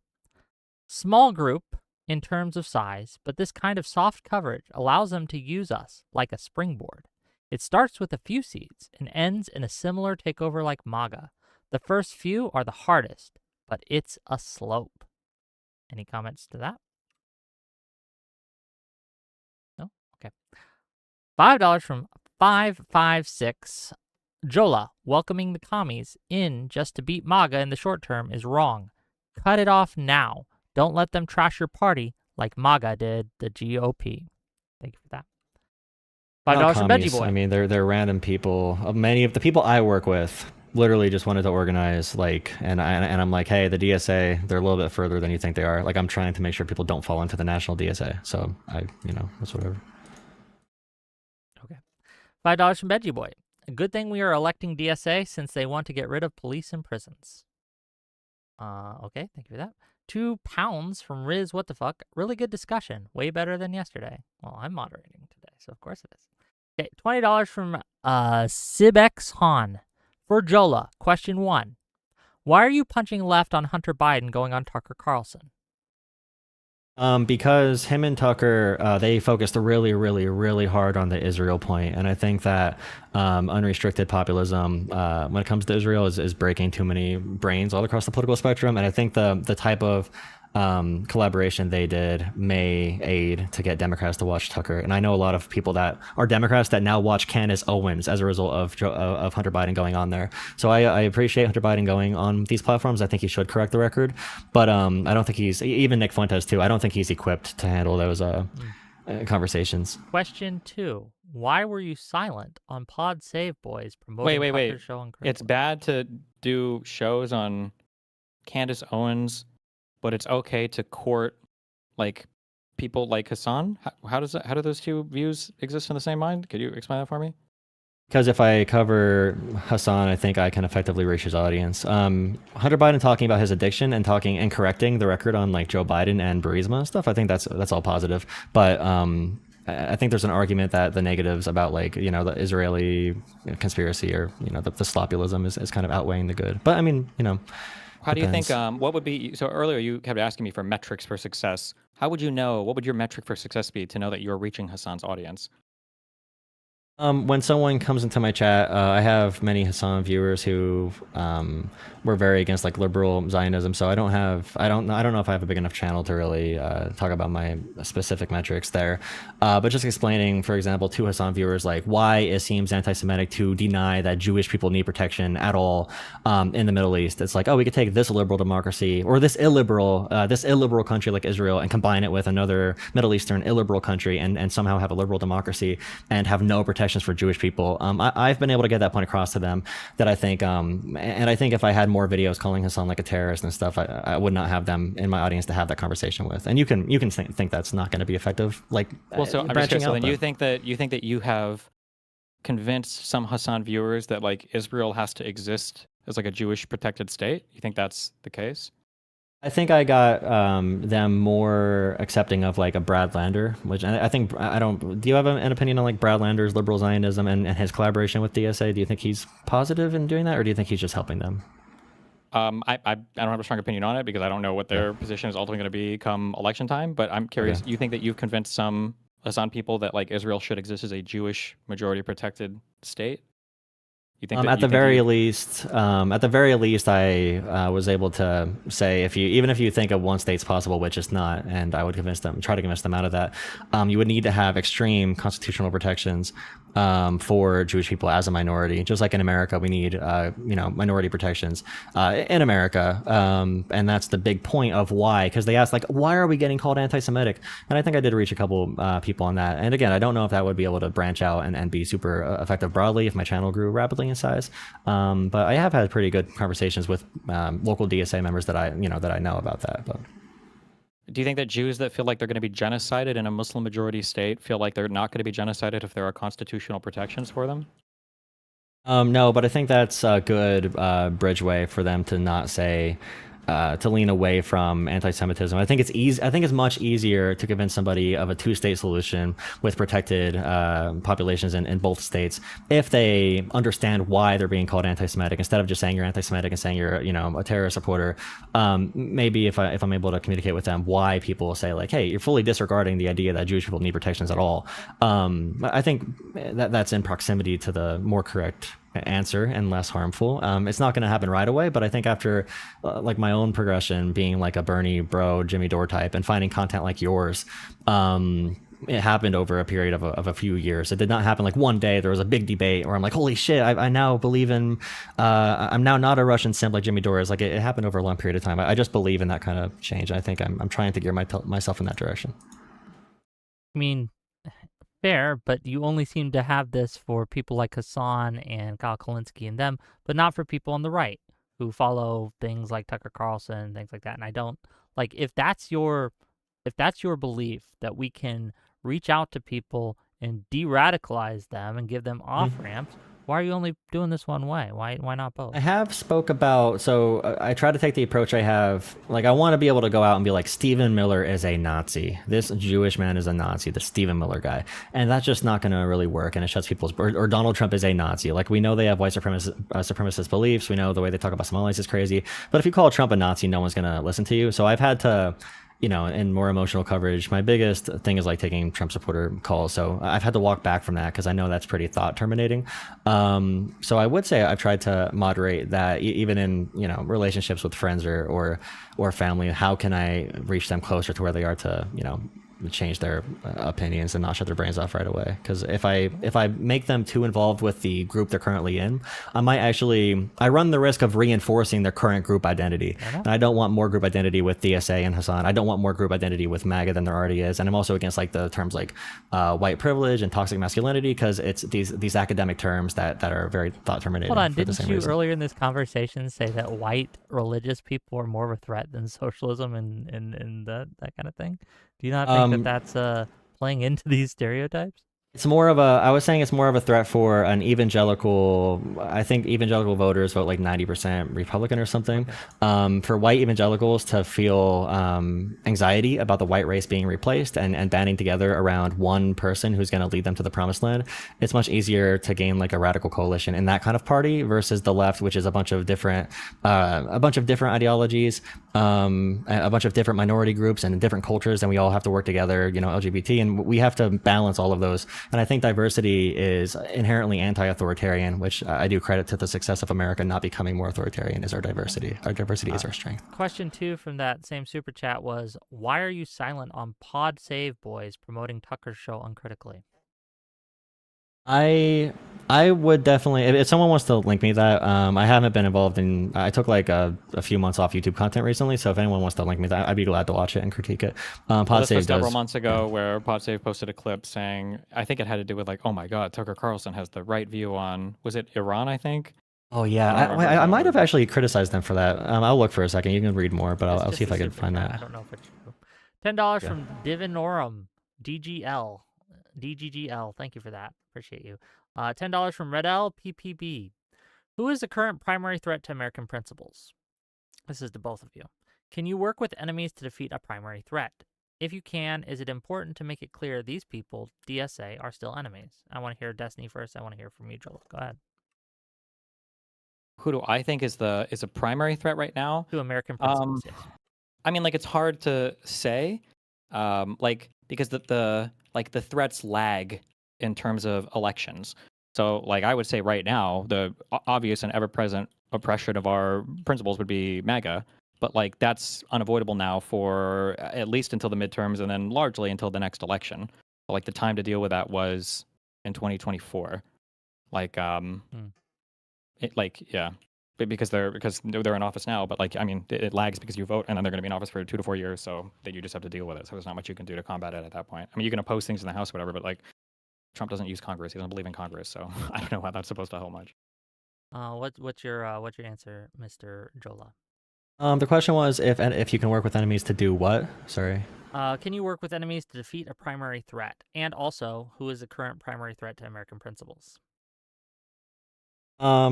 Yeah, I made that appeal to Bernie or Busters when they were saying that we should let Republicans win, and I was trying to say that Democratic voters, when MAGA is around, they are very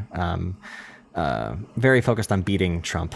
So they're not going to typically go more progressive. They'll want to choose more moderate, safe candidates. There's a large reason why Joe Biden won the 2020 primary. So I think if you want left infighting, as long as they support electoral success of Democrats, even if some of them are assholes, as long as they support electoral success and I could beat them up and get them to vote for our presidential candidate, like Keith Edwards did vote for Kamala Harris. He's probably at the line for me of where I would like go, work with very directly. But I think it's I don't know why we bring possible. up Keith Edwards as an example. Keith Edwards is radicalized. Like, yeah, he did vote in the past, but he's like a radicalized. You think he's like, you think that he's substantially different from when he was posting like super pro Kamala, is what you're saying? Yes. I don't think that, for instance, if Ossoff will not be supported by the DSA types because he's Jewish, though they won't say that, but also because he's more moderate on a lot of positions, and they will probably fixate on that. Some of them have started to pick out some of his answers about Medicare for all and everything.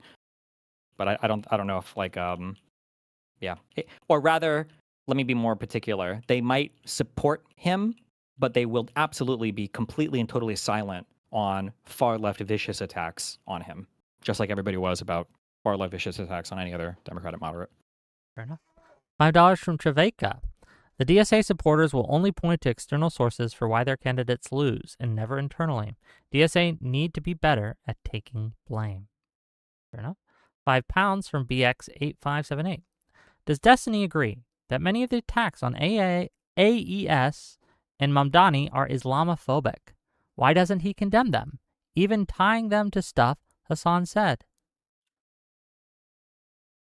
If you listen to my stream, this is a person who just never listens to me. I was insanely critical of all the I make fun of all the time, if for no other reason because I've done so much Middle East study, and calling Mamdani like a radical Islamist is the most fucking brain dead retarded thing in the universe. Republicans are for some reason super fucking hungry to try to foment some weird fear against like Islamic terrorism. And I truly have no idea like how in what world there's any success at doing this, because it's a huge joke. I've talked about this relentlessly on my stream. I think it's hilariously stupid. So that guy's just not a viewer of mine, but that's fine. €6 from DT. Thanks for showing the Destiny hate ratchet effect, Jolah. Op succeeded. $5 from Bad Horse. If Destiny could Thanos snap away Hassan or the DSA organization, which would he choose? Probably the DSA. $10 from Per Thompson.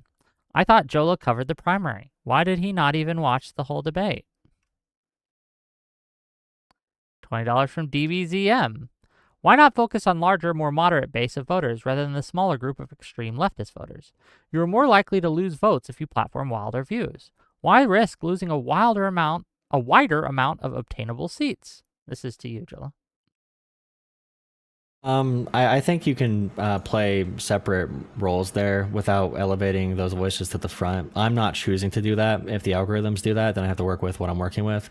I don't have control over the exaggerated effect of their platform. So I would say that I would approach both issues separately, but I think we can manage to do, we could rein in the DSA and also have a moderate outward facing message as much as possible. Yeah. I still don't understand this. I don't understand how this answer. I don't know if there's a program talking point. We keep saying can rein in the DSA, can moderate the DSA. That's never. Where is that ever happening? When you're saying over and over again that you can never criticize them. It's not going to be. It's going to be difficult to give a definitive like here's exactly where it's happening, because it's like I said before about the social groupings. If I want to meet people my age, I need to go to a more leftist event, and that's not really going to be fixed necessarily. And some people might have different experiences in democratic politics, but that's what I hear from people in New York and liberals that I know. They're like, hey, the DSA is Zoran Mamdani and I'm going to join it and have fun. I'm not going to find a specific moment. It's more of like a social understanding that, I want to maintain contact and not cut myself out from the group totally. So if I'm not going to be able to move their more radical beliefs away, then it's kind of how I deal with my more like ignorant, like conservative, like cousins or something, where I'm like, yeah, bro, like, yeah, sure, Candace Owens is super base, bro, but also maybe don't vote Trump. Like I'm just giving nudges in the right direction. You might think that's a full game, but it's hard to really. It's just a predisposition I'll have towards how I treat participating in like a competitive coalition. Okay. £5 from Riz What the Fuck. Has Jolah made any videos falsely portraying any DSA tanky candidates as being racist, or does he only make them about normal Democrats? Did I cover any DSA? I don't know if I really covered any DSA candidates. I think I may have said like don't vote Hong. Yeah, I've more so covered the Senate primaries and more competitive ones. €2 from DT to say Wick actively advocating against his own tagline. I'm not sure what that means, but fair enough. $5 from Cooperation. This guy is just describing his networking scheme to us and pretending he's doing politics a great favor. $2 from Mini Mumdu. D thinks it's funny to unalive people. Remove him. Do you think it's funny to unalive people, Destiny? I thought it was funny when Hitler killed himself. Okay. $20 from Chachi McSwack. Jolah is the exact position Soy Pill is, just worse at hiding it. Culturally, radical, woke, progressive, obsessed with white bad, men bad, Christian bad. These are allies of tankies. They just apply Marxism to different trades. Do you want to respond to the allegations? I don't know how if I was like white bad, I'd be like, I don't know. I actually I'm like extremely moderate on my trying to moderate my discussions around like white people and stuff because I'm from a very conservative rural area. My actual real political engagement is more to do with like flipping red seats. I live in a very Trump area, so like the internet conversation just totally gets away from me. But yeah, that's I don't know. Yeah, I'm a I hate the whites. Fair. Travakia for $5. Question to Jonah. It's Jolah, but fair. Which endorsement is more harmful for a Democrat candidate? Hassan Piker or Liz Cheney? Hassan. I don't think Liz Cheney had any impact, positive or negative. Okay. Real serious for 100 ARS, whatever that is. I say take some advice from the commies instead of constantly critiquing them. Lenin, quote, put no faith in words, subject everything to the closest scrutiny. This is the motto of the Marxist workers, end quote. Okay. $5 from Mr. E713. So we can criticize Crockett, but not Hassan? I criticize both. I mean, I have a record of doing that, so. $5 from Germsro Solino. Jolah using lies, half-truths, and I didn't know about that at the time. This is why they call you guys Blue MAGA. It's like watching a MAGA debate. $5 from Dodger Jim. DSA is a cancer to the Democratic Party and must be excised, not welcomed. $10 from Per Thompson.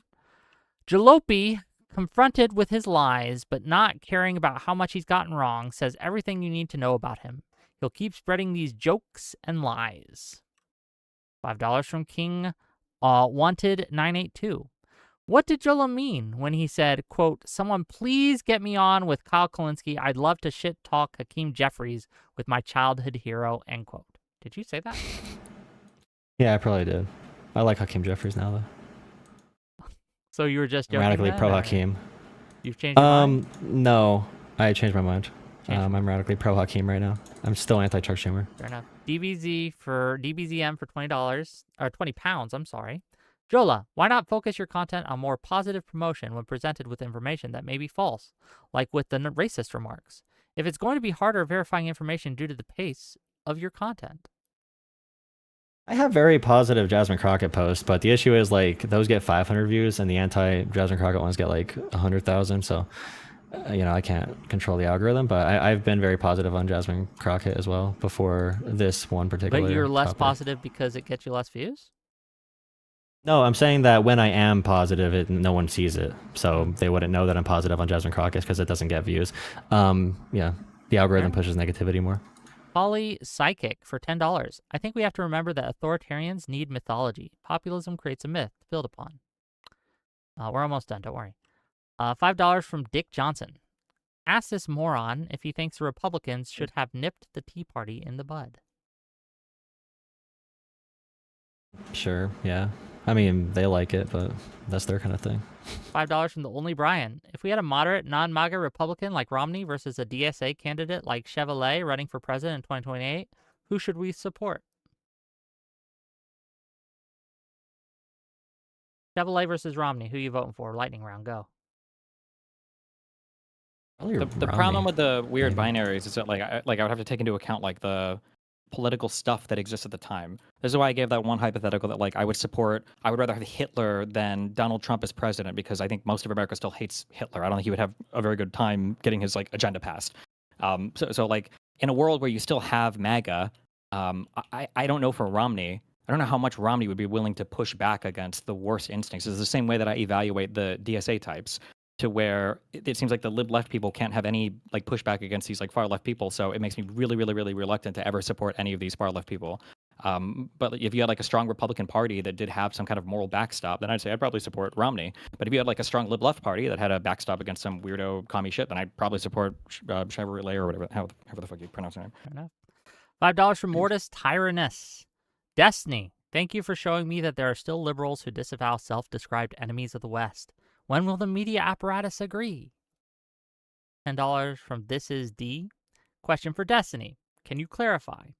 Do you see DSA types as an immediate threat to the party or country, or has the recent arc mainly been to stamp out the possibility of a future threat? I view them as threats to the country because I think that they're doing bad things in the Democratic Party, and I think they're having a bad impact on democratic elections, and they stand for things that I'm fundamentally opposed to.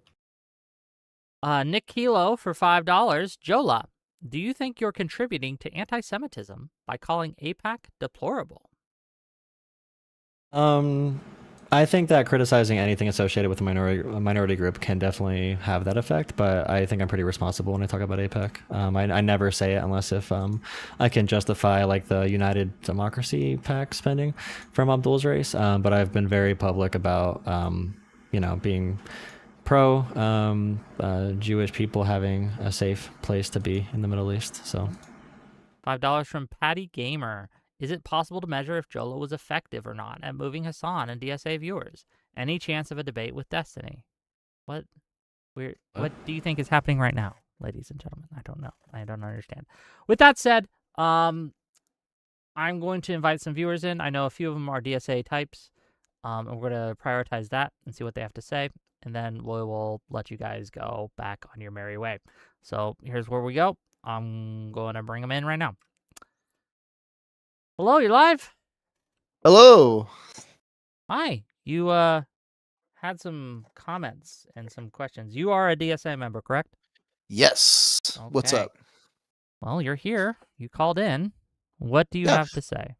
I think my perspective is really on this kind of conversation has been mostly this, and I do apologize for generalizing it because it's been like almost 2 hours of conversation about this.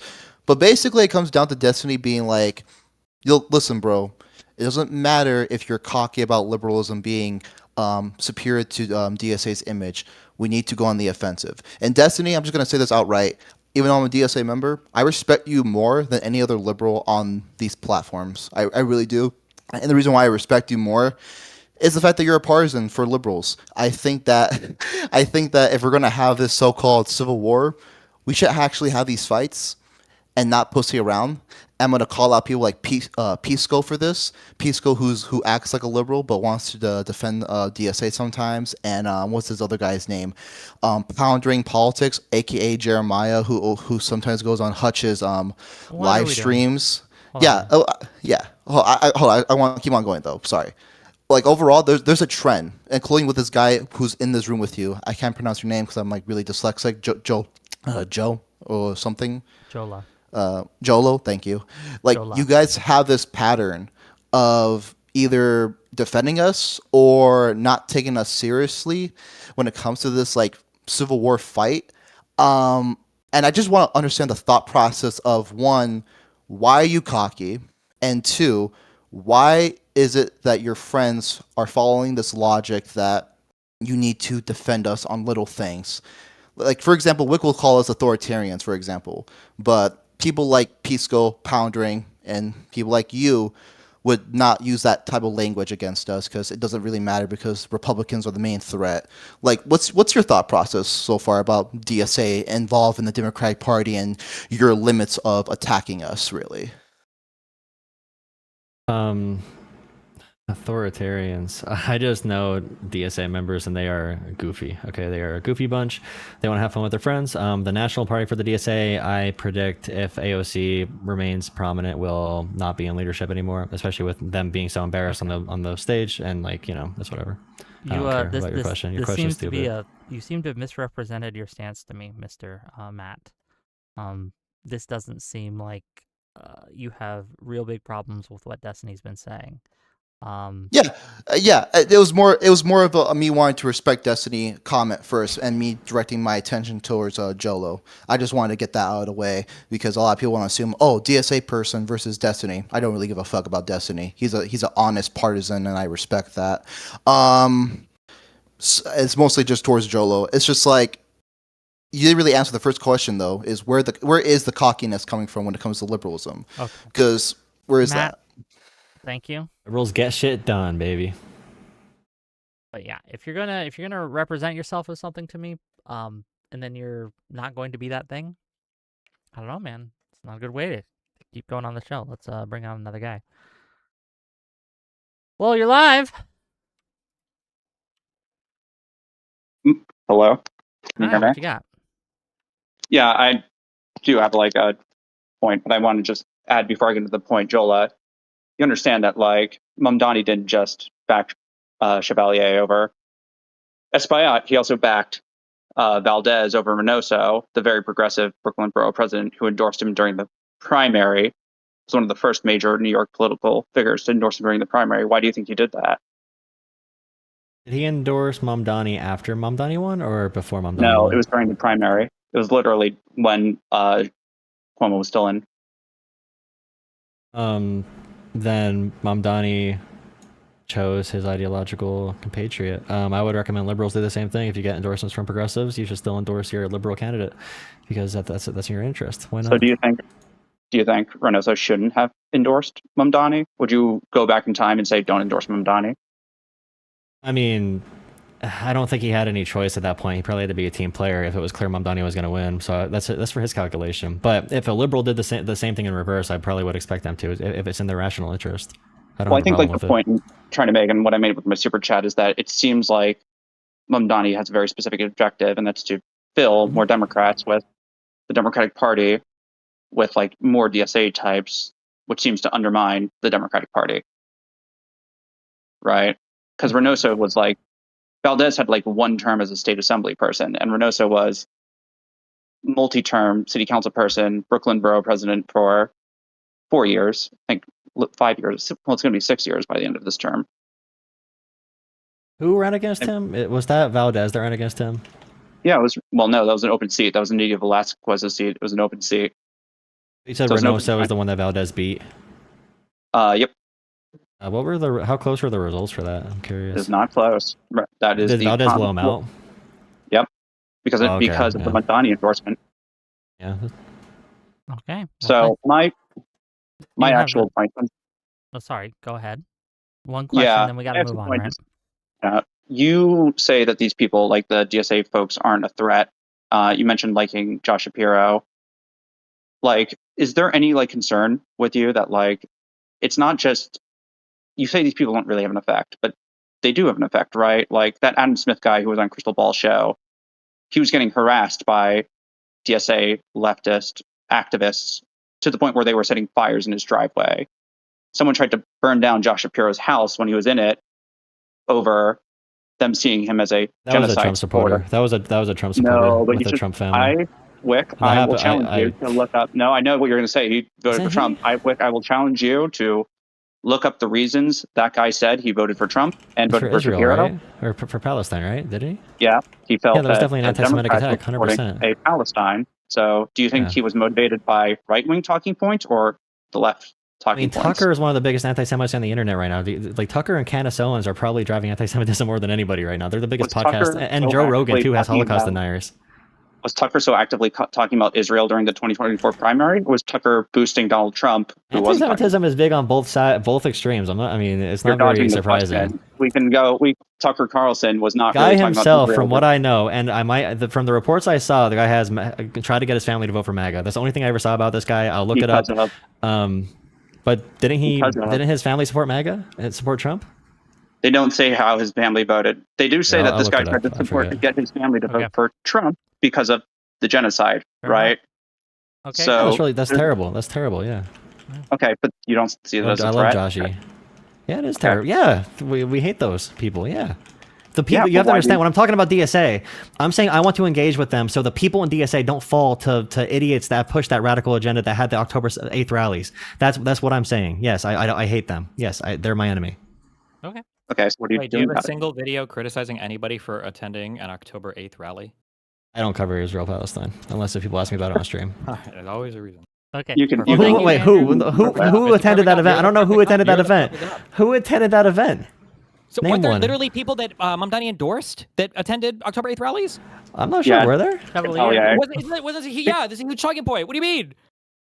I don't Okay, even yeah, cover this stuff. I'm against her. I'm very openly against her. Yeah, she's one of the big ones I'm against. We didn't Enhong. ask if you were against her. We asked if you had ever made a video or anything criticizing these things. This is my whole point: is that you could say that you're against these things, but you'll never actually criticize them. I made a video criticizing her. I didn't know about her being at October 8th, but I criticized her and I criticized the DSA, and I used the example of like black working class people in these white districts who have these DSA socialist candidists winning in these districts. So yes, I do have videos criticizing Daria Lisa. None on this particular thing because I haven't seen that. I don't even know what that has to do with anything. This is not because it's not like I'm not criticizing the leftist. Nobody asked if you were criticizing the leftist. It was if you had anything responsive to the October 8th stuff. The answer was no. I'll record that right away. Well, thank I you stay away for that. from Israel Andrew, Palestine thank on you for Record it, TikTok. but just don't say that you're like No, trying they to come back actively to us. push back Please use against work. like anti-Semitism and blah blah blah. That's not you're not. You don't care about it, right? Which is fine. This is I not understand. all an internet conversation, though. This is not all. I'm not a huge content creator. I have not posted No one said consistently it's for like all 4 the internet years. conversation, but it is the DSA's primary talking point. It is the singular uniting uni-cause of that entire coalition. It was the reason why they didn't support Kamala Harris. No? Yeah. And the DSA again. That's my goal, is to make sure they don't win out. The young people that are joining their ranks, I do not want them to win, and He I was will getting be advocating harassed against by- them heavily. Not like Keith Edwards, not in that way, where I'm going to give defense for them. I don't give defense for them. But yeah, I want to make sure they know that it's not the way to go. Okay, Mendel, you got a question for the panel? Sir? Ma'am? Can you hear me? Yeah, what do you got? Larry David, come on, Larry. I had two questions. The first one was just, I'm a daily watcher, Destiny, and been trying to.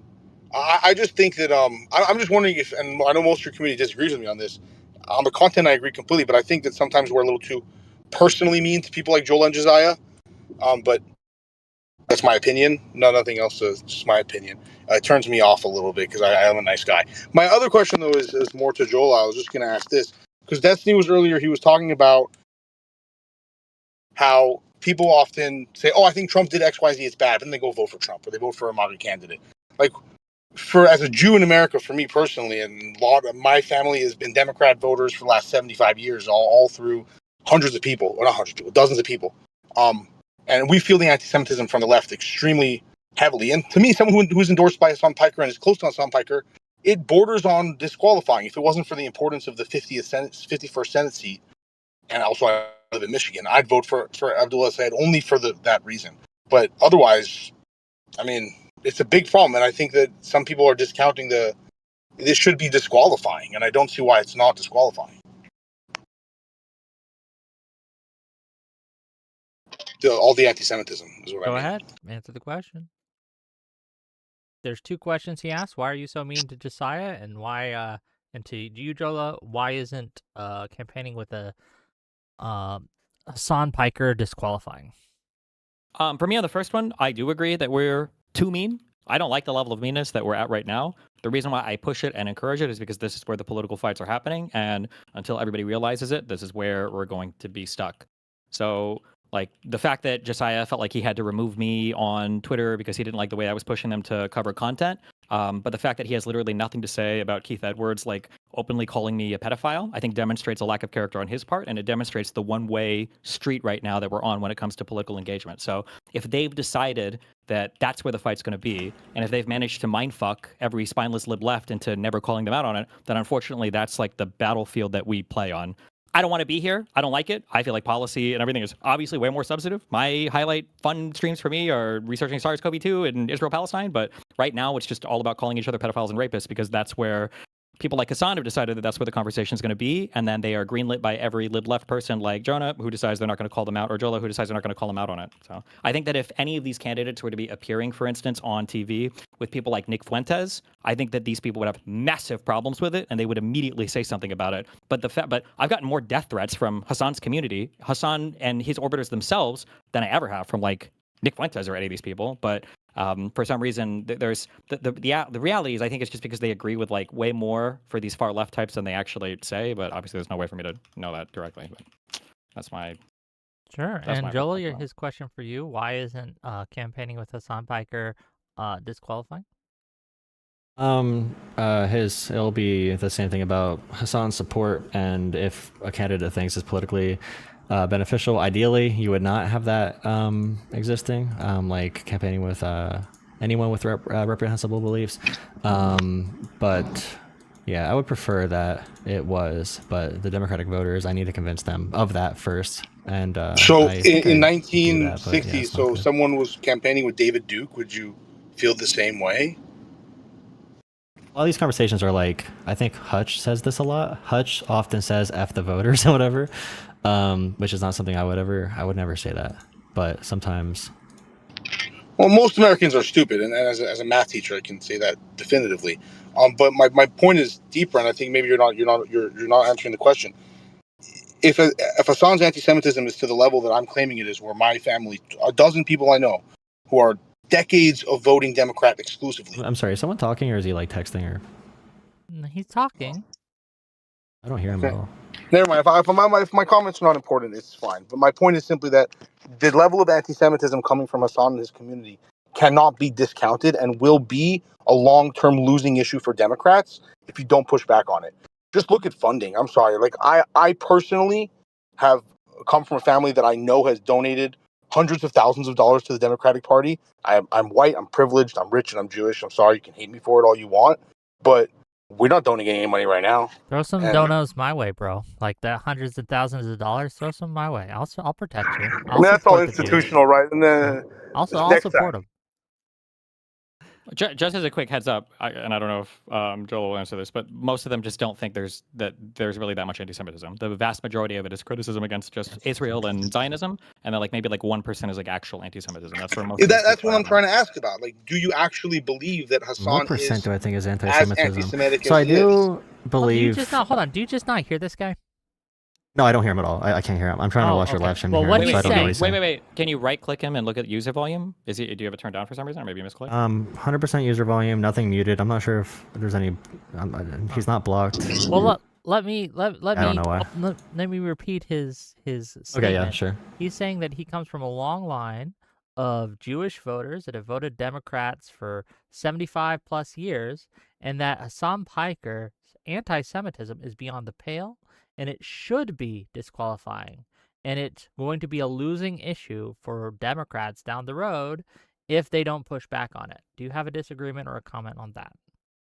I don't disagree. I do think that like Mehdi, Hassan, and Abdul, I think there's definitely resentment with how acceptable it is to be viciously Islamophobic to even a higher extent than people can be anti-Semitic, by far in America.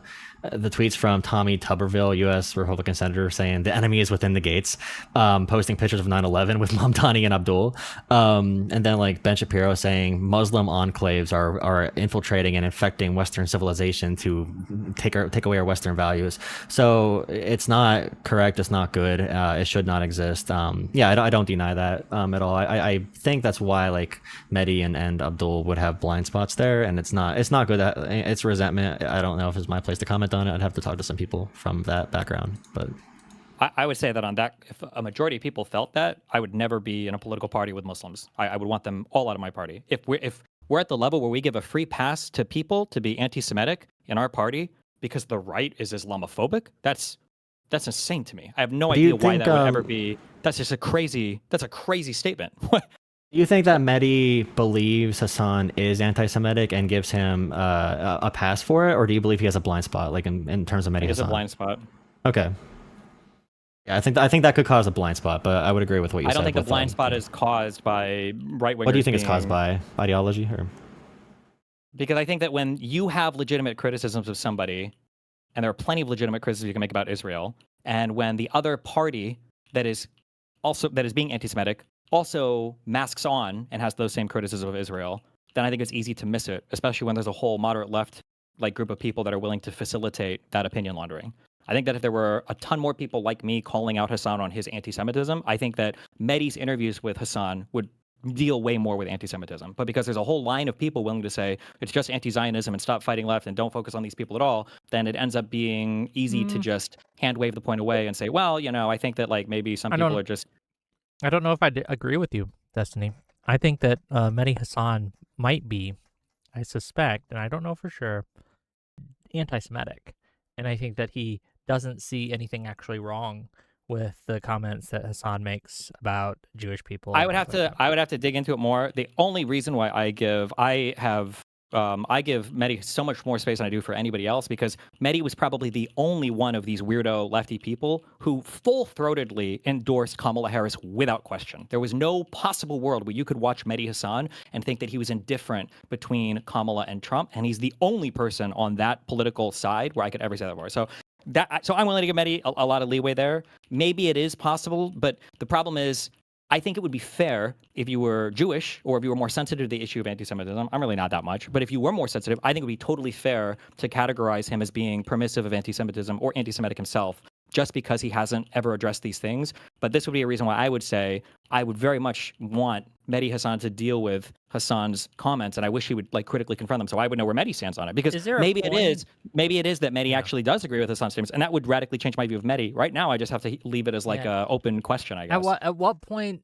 with him making comments and sweeping for Hassan over and over again, at what point does your mind change on Mehdi? I understand giving him grace because he was full-throated endorsement of Kamala, anti-Trump. That's good, right? But like everything Mehdi Hassan has said regarding Hassan is to run cover for Hassan. Piker, to be clear. To run cover for his comments around not just the Jews, but just everything in general. So Sure, but I feel like everybody in the media, I get the feeling about this about almost fucking everybody. Like even the people that are supposed to hold us on to task always have the worst fucking criticisms, and they just play that fucking 9/11 quote over and over and over again. Like I don't want to say the Pod Save guys. I don't know. I can't, dude. I had the worst Judah ever. Are these guys all Jewish? The Pod Save guys are any of these guys I have Jewish? no idea if they're Jewish or not. Where are my Nazis at? Apparently, y'all are Nazis, so you should know. But like, it seems like I don't think that our skull I don't think the measures Pod. Yeah, I don't think the Pod Save guys are anti-Semitic, but I don't know. They're just like mind fucked in that because they're not mind fucked. This whole permission structure has been created where you can always attack the moderate Dems and never push left. And I think in that world, it's easy to fall into this trap of thinking that like, are they really anti-Semitic? I don't know. I don't think the Pod Save guys are necessarily anti-Semitic, but they just never end up pushing back on these views of Hassan, and then it's just an open question. Sure, I don't think that you have to personally be anti-Semitic to promote anti-Semitism, though, right? Like simply being. That's true. I agree with that. And I don't. I'm being more charitable. If somebody were to say, I think that anybody that gives Hassan a free pass, I think they're anti-Semitic. I don't think I would fight with that person. Just personally, I'm giving a lot of credit here. But fair enough. I mean, no, that's fair enough. Yeah. That's your prerogative. I just for me, seeing Mehdi Hassan's comment, I am leaning towards no. This guy just has a problem with that kind of person, and he seems to run cover for a lot of comments that not just Hassan Piker, but others have made. But maybe I'm wrong. I could be. Okay. We got another caller, Rick. You said you're a socialist. Indeed, I am. I hope it's a socialist who disagrees with Destiny, because that's what I'm looking for. Yes. Okay. Give us what you got. Partially, I disagree. I mostly disagree with the approach that Destiny is calling for. I disagree with the DSA primarily on their stance when it comes to like international issues. I don't like how they don't, take a stand in Russia's imperialism against Ukraine. The main issue I have with Destiny is that I believe his strategy that he's taking is going to backfire heavily. Primarily because when you go ahead and push away the DSA into their corner, they are only going to become more extreme, and they are only going to recruit more people into their I guess, what would you say, party. Whereas if you went ahead and adopted, these people, allowed them to moderate and pass the legislations and policies that you want, that Democrats generally agree to pass, you would be able to basically deal with the fervor that the political, the voters feel right now, the populism. You would get rid of it if you pass like universal healthcare with majorities, and you need the support of not just DSA, but socialists like myself. Like, I am not DSA, but I am a pragmatic socialist. And I do think that your strategy is just going to lead them to be isolated and fall into the hands of Hassan. And one more thing, one of the major issues I had is that you have shown that you are open to El Sayed as a candidate, and it doesn't even seem like you disagree with him much, especially since he is a capitalist and not a socialist. But it does seem like you are allowing El Sayed to basically like. Because I would agree that his association with Hassan is terrible. I do not like Hassan. He's an illiberal. But why don't you go ahead and adopt El Sayed on your side? That way you can go ahead and say, look, my support base, my DG, your community's name, they support El Sayed, and he is going to be a capitalist, and he's not a socialist. he supports my policies more than Hassan's. And if he knew Hassan's real takes, he would probably disagree with him more than me. And so why don't you take that strategy of co-opting these politicians? I guess. Somebody is making an incorrect choice then if it comes to me adopting that strategy, because the strategy that you want me to adopt is the strategy that they want liberals to adopt. So now the question is, are they making a bad calculation? Or are you making the bad calculation? Because they want us to try to, quote unquote, adopt their candidates, and they want us to try to, quote unquote, play nice with them and convert their people. But by the rules that a lot of moderate left content creators, and by the rules that the socialist people are laying out, we can never truly challenge them and punch them the same way that they punch us. It's imagine trying to blame the non-committed or unaligned, or I think they call themselves the uncommitted movement for not electing Kamala. All of those people, Crystal Ball, Congolese, all of them will rage at you and scream at you and shout at you and say, "Oh no, you can't do that." But if you try to blame Kamala or Biden or moderate Dems, that's great. That's approved. So you're asking to enter a structure where the other side can instantly attack you, and you can never really attack them. But if you play by the rules, somehow you can de-radicalize. You guys, this is the same criticism I was giving of Jolah. You guys keep saying this thing where it's well, can't you de-radicalize them? Can't you pull them to your side? You just say that like it's a thing to do, but then anytime you talk about a tactic that you could use to pull somebody from their side to your side, that is not permitted. You can't do it, because the only way to pull somebody from their side to your side, you have to criticize their position, because they're criticizing your position, and you can't just say, "Oh yeah, well we have these positions and they're good." You have to be able to show why yours are better than the other side, and that attacking of that other side to show that their structures aren't, or I'm sorry, that their policies aren't as good as ours is not allowed. It's not permitted right now. That's the issue. Yes. So I will tell you why I think that your strategy will fail, and that is because as a socialist, I would consider myself liberal because I support democratic institutions. If my socialist loses, I will support the liberal and et cetera, et cetera. I want the good ideas to win. The problem here is that the illiberals are counting on you to push them away, because that is what they use in order to argue, hey, do you see, we try to work through the electoral process, but the I institutions, completely and totally they disagree. I stack don't the, think so. I think they they rely stack on the, us. They rely on us welcoming them in. That's what they want. They don't want us to push them away. That's bad for them. That's why they fight against when people try to push them away.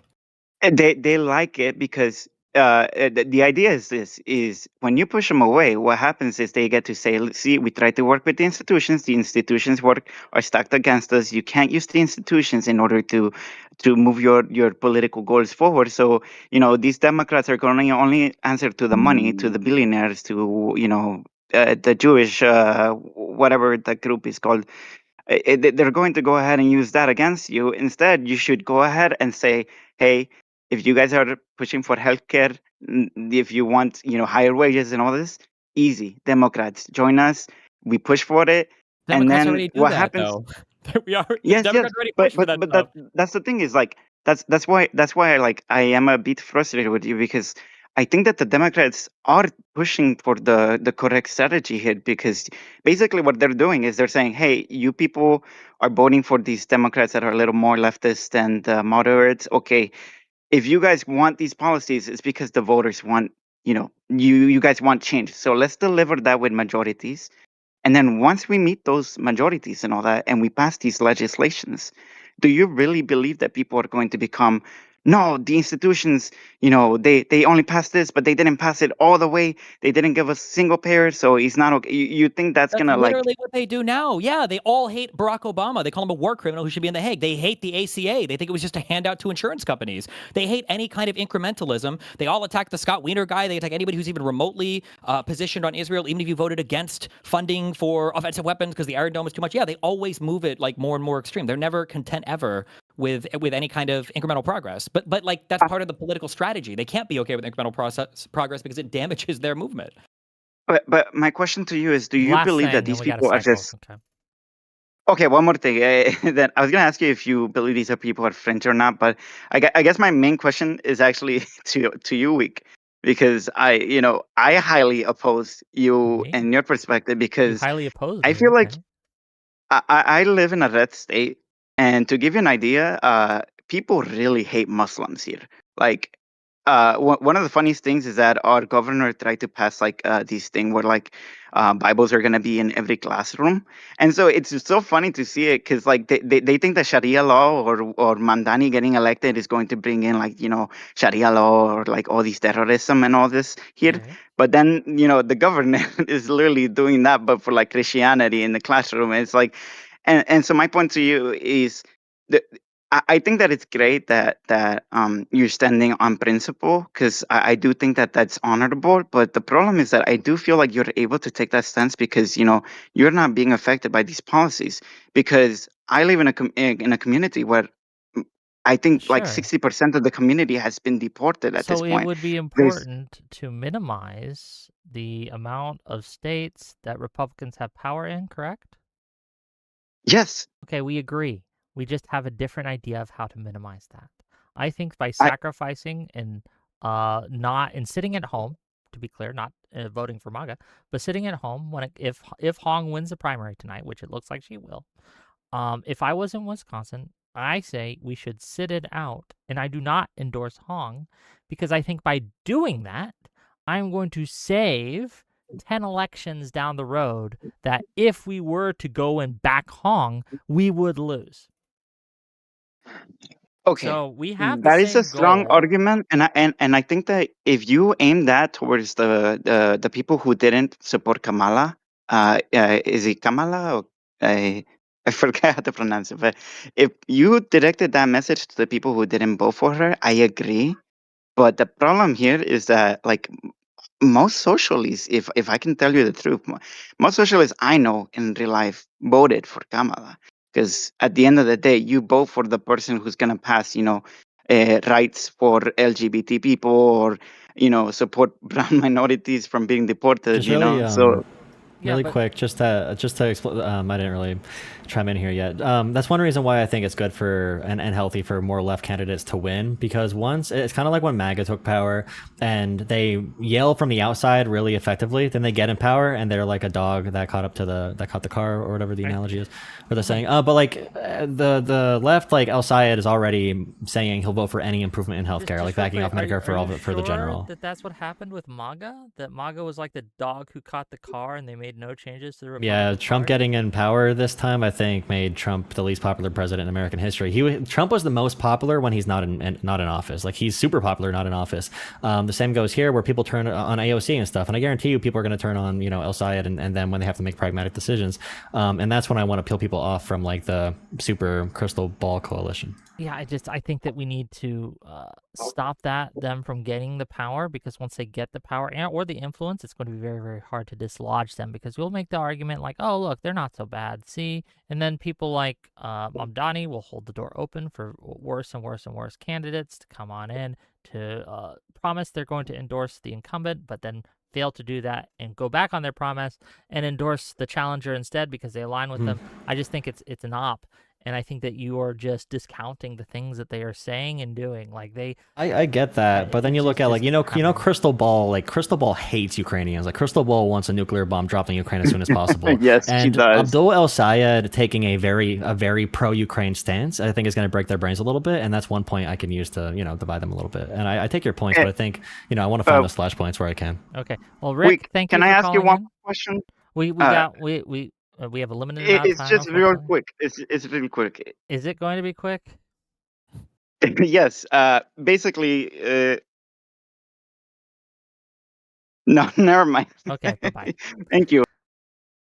Not going to be quick. Okay, we have time for probably one more caller. Hello, you're live. What's going on, y'all? Hey, so I wanted to ask a two-part question here.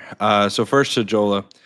Why must we contrast or qualify every criticism of the far left, but no contrast or qualifications needed to criticize, let's say, liberals or the moderate left? And secondly, can you name how many people you've swayed over to your side from the far left and how you managed to do so? I think the conversation we're having is based around the far left. If you want to have a conversation, I mean, you can call in later about the opposite way. We could definitely have the conversation about the center of the party, and there are many qualifications and changes we need to make there as well.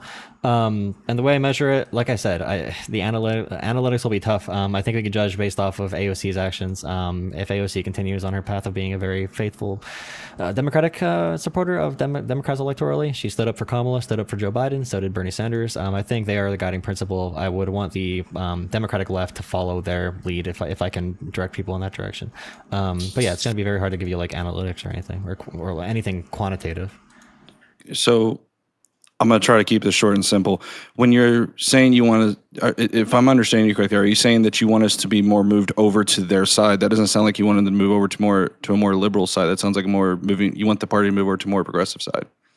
So when you have pluralism in a society, okay, sometimes you need representation for people you don't like, and that's why one reason why like Joe Biden said we need a good Republican Party, because we need a responsible Republican Party that's not going to try to destroy the entire country if they do get power. The same thing goes for the left. If they do get power, then I want it to be a responsible form like AOC or Bernie to not destroy the country. So it's a very basic pluralist belief. This feels like you're almost saying then that liberals would somehow destroy the country then. You're not saying it, but ask me about liberals. You're asking me about the far left. If you ask me about the far left, I have different like qualifications for them, and they have a lot more proven bona fides of being safe to support our Constitution. So there's less concerns there. This conversation is about the DSA. Of course, it's going to be focused on the far left. So you're saying you're less concerned about the far left than you are about the liberal side then? I have concerns all across the board. Okay, I have concerns with ineffective liberals. I think that there should be some changes with the DNC, with Chuck Schumer, with a candidate, recruitment. I think there's some 80, 90-year-olds, including, you could even include progressives like Bernie Sanders from the left, by the way, and Murky. But like, yeah, I have criticism. This conversation is about the left. If we have, and like I said, if you want to call in and have a long conversation, I know Wick is almost done here, about the other side of the party, then yeah, we can have that conversation too. I do that as well. That's fair. And then I'll ask Destiny as a point here. One of the big issues right now is obviously what do liberals do in the midterms? What actions do you suggest that liberals take in the midterms, and how we can reconcile the fact that more than likely those on the far left will not actually side with, we can probably look at what happened in 2024. So it's difficult as far as a liberal goes of like, okay, I'm going to have no choice but to vote for this particular candidate, knowing that the far left may not necessarily back that. It's kind of a difficult thing to reconcile. Like, what do you suggest that liberals do? What do you mean? How do they navigate? Can you be more specific, or what do you mean? Yeah, like, so for example, like El Said, what do you suggest that liberals do in that particular election? Like, what would you recommend they do? Do you think they should vote for El Said? Do you think they should campaign or vote for El Said and not campaign and door knock? Like, how do you think that should look? I don't know. It's a really hard question. Same thing with Hong. I mean, the problem is that the long-term political game is so unclear right now for moderate libs that to say you should just vote for Hong in Wisconsin, you should vote for El Sayed, when these people could further facilitate like the erosion or destruction, I guess, of the liberal center of the Democratic Party. Like, in my mind, that's a rough sell to me for supporting them. But then on the flip side, right, if I'm asking somebody or telling somebody like, well, I don't think I would vote for Francesca Hong, I don't think I would vote for El Sayed, and it ends up being the Senate vote that matters for another Supreme Court pick or another, cabinet member appointment, or it ends up being that in Wisconsin things are now fucked on the voting things because the new governor decides to be more complicit with Trump election meddling in the actual 2028 election. I mean, that's like a very real, like, the harms that I'm worried about are a bit harder to, they're a bit less material than the harms of the Republican people right now. So like voting for somebody like El Sayed, voting for Hong against the Republicans, that's like a very clear present danger that is like very clearly and obviously needed to be opposed. And then the harms that I'm talking about are a little bit more immaterial and harder to conceptualize, but I think they're very real, and I think that they run the risk of being much more significant in the long term. So I don't know. I don't think I would judge somebody either way for if you voted for or not, if you voted for El Sayed or you didn't vote for him, or if you voted for Hong or you didn't vote for her. Like, I don't think I would have strong criticism one way or another, I guess. Yeah, no, that answers my questions. So appreciate it. Thank you for your time, y'all. Calling in. I appreciate you. Okay. Last thoughts from either of you, and then I'm going to kick you guys both out. and talk to my audience for a moment, and then we're going to end the show. Just to let you guys know what's coming up tomorrow, we got a 2v2 between Tashika and Hunter Dunn, who's been on Jubilee a lot, okay, and Tashika's blowing up, versus Dr. Rippy and Streamrift on which party is better for minorities. Should be fun. And then on Thursday, we're going to be talking to Sid about the U-Mitch voter situation, and then Magdi Jacobs at 8 o'clock about the harassment that she has received from El Said supporters and Hassan Inc. So those two conversations should be fun. Tune in for those on Thursday. Okay, we're going to give the first word to Destiny and the last word to Jolah. Go ahead, Destiny. Last thoughts. I mean, I don't really know what to say. I feel like I got my points out pretty well. I still feel like there's an inability to push back against the far left. I feel like there's a lot of excuses made for why it's never the right time or the right way to do it. And I just wish that there was more energy for some of these more like overtly subversive elements in our political party. Then it seems like there's just no pushback against it. It bothers the fuck out of me. Fair enough. Jolah, final thoughts. The wave we're experiencing right now is inevitable. I'm doing my best to keep everybody on the same ship as we try to endure, and hopefully we can build back our country from the depth of Trump's asshole. But yeah, appreciate the conversation. Final DSA. This is the final conversation on it. I know Francesca is going to be our new dictator in Wisconsin, so we no longer need to talk about DSA debates. It's all general election from now on. Sure thing. I'll talk to you guys later. Thanks for coming. I'm going to see you out. Bye. Okay. Hold on. I don't want to fuck up my Discord real quick. Okay, what did you guys think of that conversation? Okay, what did you guys think? Did you guys enjoy it? Did you have fun? Was it all you ever hoped and dreamed? It was a little circular. Look. I think that it became a little robotic with the talking points at certain points, and it's hard to take someone seriously when they have like these kind of not catchphrases, these curt kind of vague answers that don't really address the points being made. I don't know. I felt like it was hard to have an actual honest conversation about the topic at hand because it just felt like one side was just dodging entirely the whole time. I don't know. That's my impression. But what did you guys think? Did you guys like the show? Did you guys enjoy that kind of format? I didn't miss your super chats. I see them. We'll get to them. Ardon Pitt for $10 says, ask Jolah why he thinks AIPAC donated so much against El Said. I'll DM him and ask him for you. $2 from Two Sheds Tom. Can both speakers name their 3 key policy goals? Not for $2. That's a long-ass answer. $5 from General Grievous. Vote blue no matter who is retarded for Hong in 2024. When it mattered most, she openly supported the uncommitted movement and voted secretly, like Hassan. And this is, at the end of the day, I take Destiny's point. In this situation, if you are constantly asked to cede to one side and you're never allowed to criticize that side in any meaningful way or hold them to any meaningful standards, obviously there is only one direction things can go, and it's going to be anti-liberal in nature. I don't see how people do not understand this. I had a lot of conversations with this today, both on and off stream. I did go on Hutch's stream. You should check out that segment. And I did go on Pisco's stream. You should check out that segment. I think that like the arguments against the positions I'm making, you can have bad arguments and good arguments against them. I think I'm correct, but at the end of the day, bad arguments against the things I am saying come from like, oh, Wick just wants MAGA to win. Wick is a secret Republican. Wick is all these things. That doesn't follow from the facts, and it doesn't follow from my record, and it doesn't follow from what I'm advocating for. It's just wish casting. And this is, I think, my biggest problem with the far left. They lie constantly, nonstop, all the time.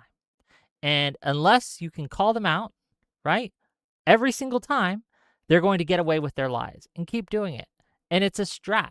And even if you call them out, they will just continue to do it as if nothing was ever debunked, as if nothing was ever changed. It's just a constant stream of bullshit and lies almost all the time. And I am not going to support liars. I just won't do it, right? If you're lying to me, right, you're probably lying in other instances as well. And I think that that's a very dangerous place to be. If we're going to trust you with any degree of power, I want my candidates to be at least mostly honest, right? I'd like them to be entirely honest. I'd like them to be people that I can trust to give the levers of power to. And I can't trust DSA candidates. I can't trust the far left. I can't trust anyone who campaigns with the sun. I can't trust anyone who has that poor of a judgment, right? One of the biggest roles of a politician is to choose people to put into power that will, to make judgment calls, basically, on the character of people and how they will do their job. And yeah, if you exhibit poor character judgment, I think that goes to your ability to actually do the job as a congressman, senator, or even the executive, the president, right? So yeah. Bent says, this is why we love you, Wick. Not all of you love me. Some of you don't like me at all, but that's okay. One of the things I am rather proud of is I think my community, or the people who watch me specifically, they are probably the least audience, the least echo chambery of any similar community on the internet that I'm aware of. We are less echo chambery than DGG, absolutely. We're less echo chambery than Pisco, absolutely. We're less echo chambery than Hutch's. Well, Hutch is probably the closest to me, right? But even that, I'd say the Wickers win out. So I'm proud of the community I've created. I'm proud of all of you. Thank you for being here. Even the people who disagree with me, I think you guys are useful to me. So I appreciate you, okay? It depends on how you're disagreeing with me. To some of you who just hate watch me, and that's okay too. You're allowed to do that. Okay, what else do we got? Any other comments? Any other questions before we end for the night? I know it was I've been doing longer streams lately, but I'm tired and I got to prep for tomorrow. Oh, Friday's show was supposed to be a debate between me and Dragon Fist. That's getting postponed. He wants to push it back a week, so we're going to do that. So I'm probably going to have just a break day on Friday. But yeah. No one says thank you for your time. You're welcome. Okay. Yeah, Ekem Kemi says cucked Wick. He loves chat, but chat hates him. LMAO. I don't know. I like a lot of people that don't like me, but that's just me, right? I'm a people person. I like people in general. I don't know. It's hard to really hate. I think that's all we got. No more super chats? Wow. Oh, yes! Gang! Patreon. I have a Patreon. I should have said this when Destiny was watching. Damn. But I absolutely have a Patreon that you can support me at.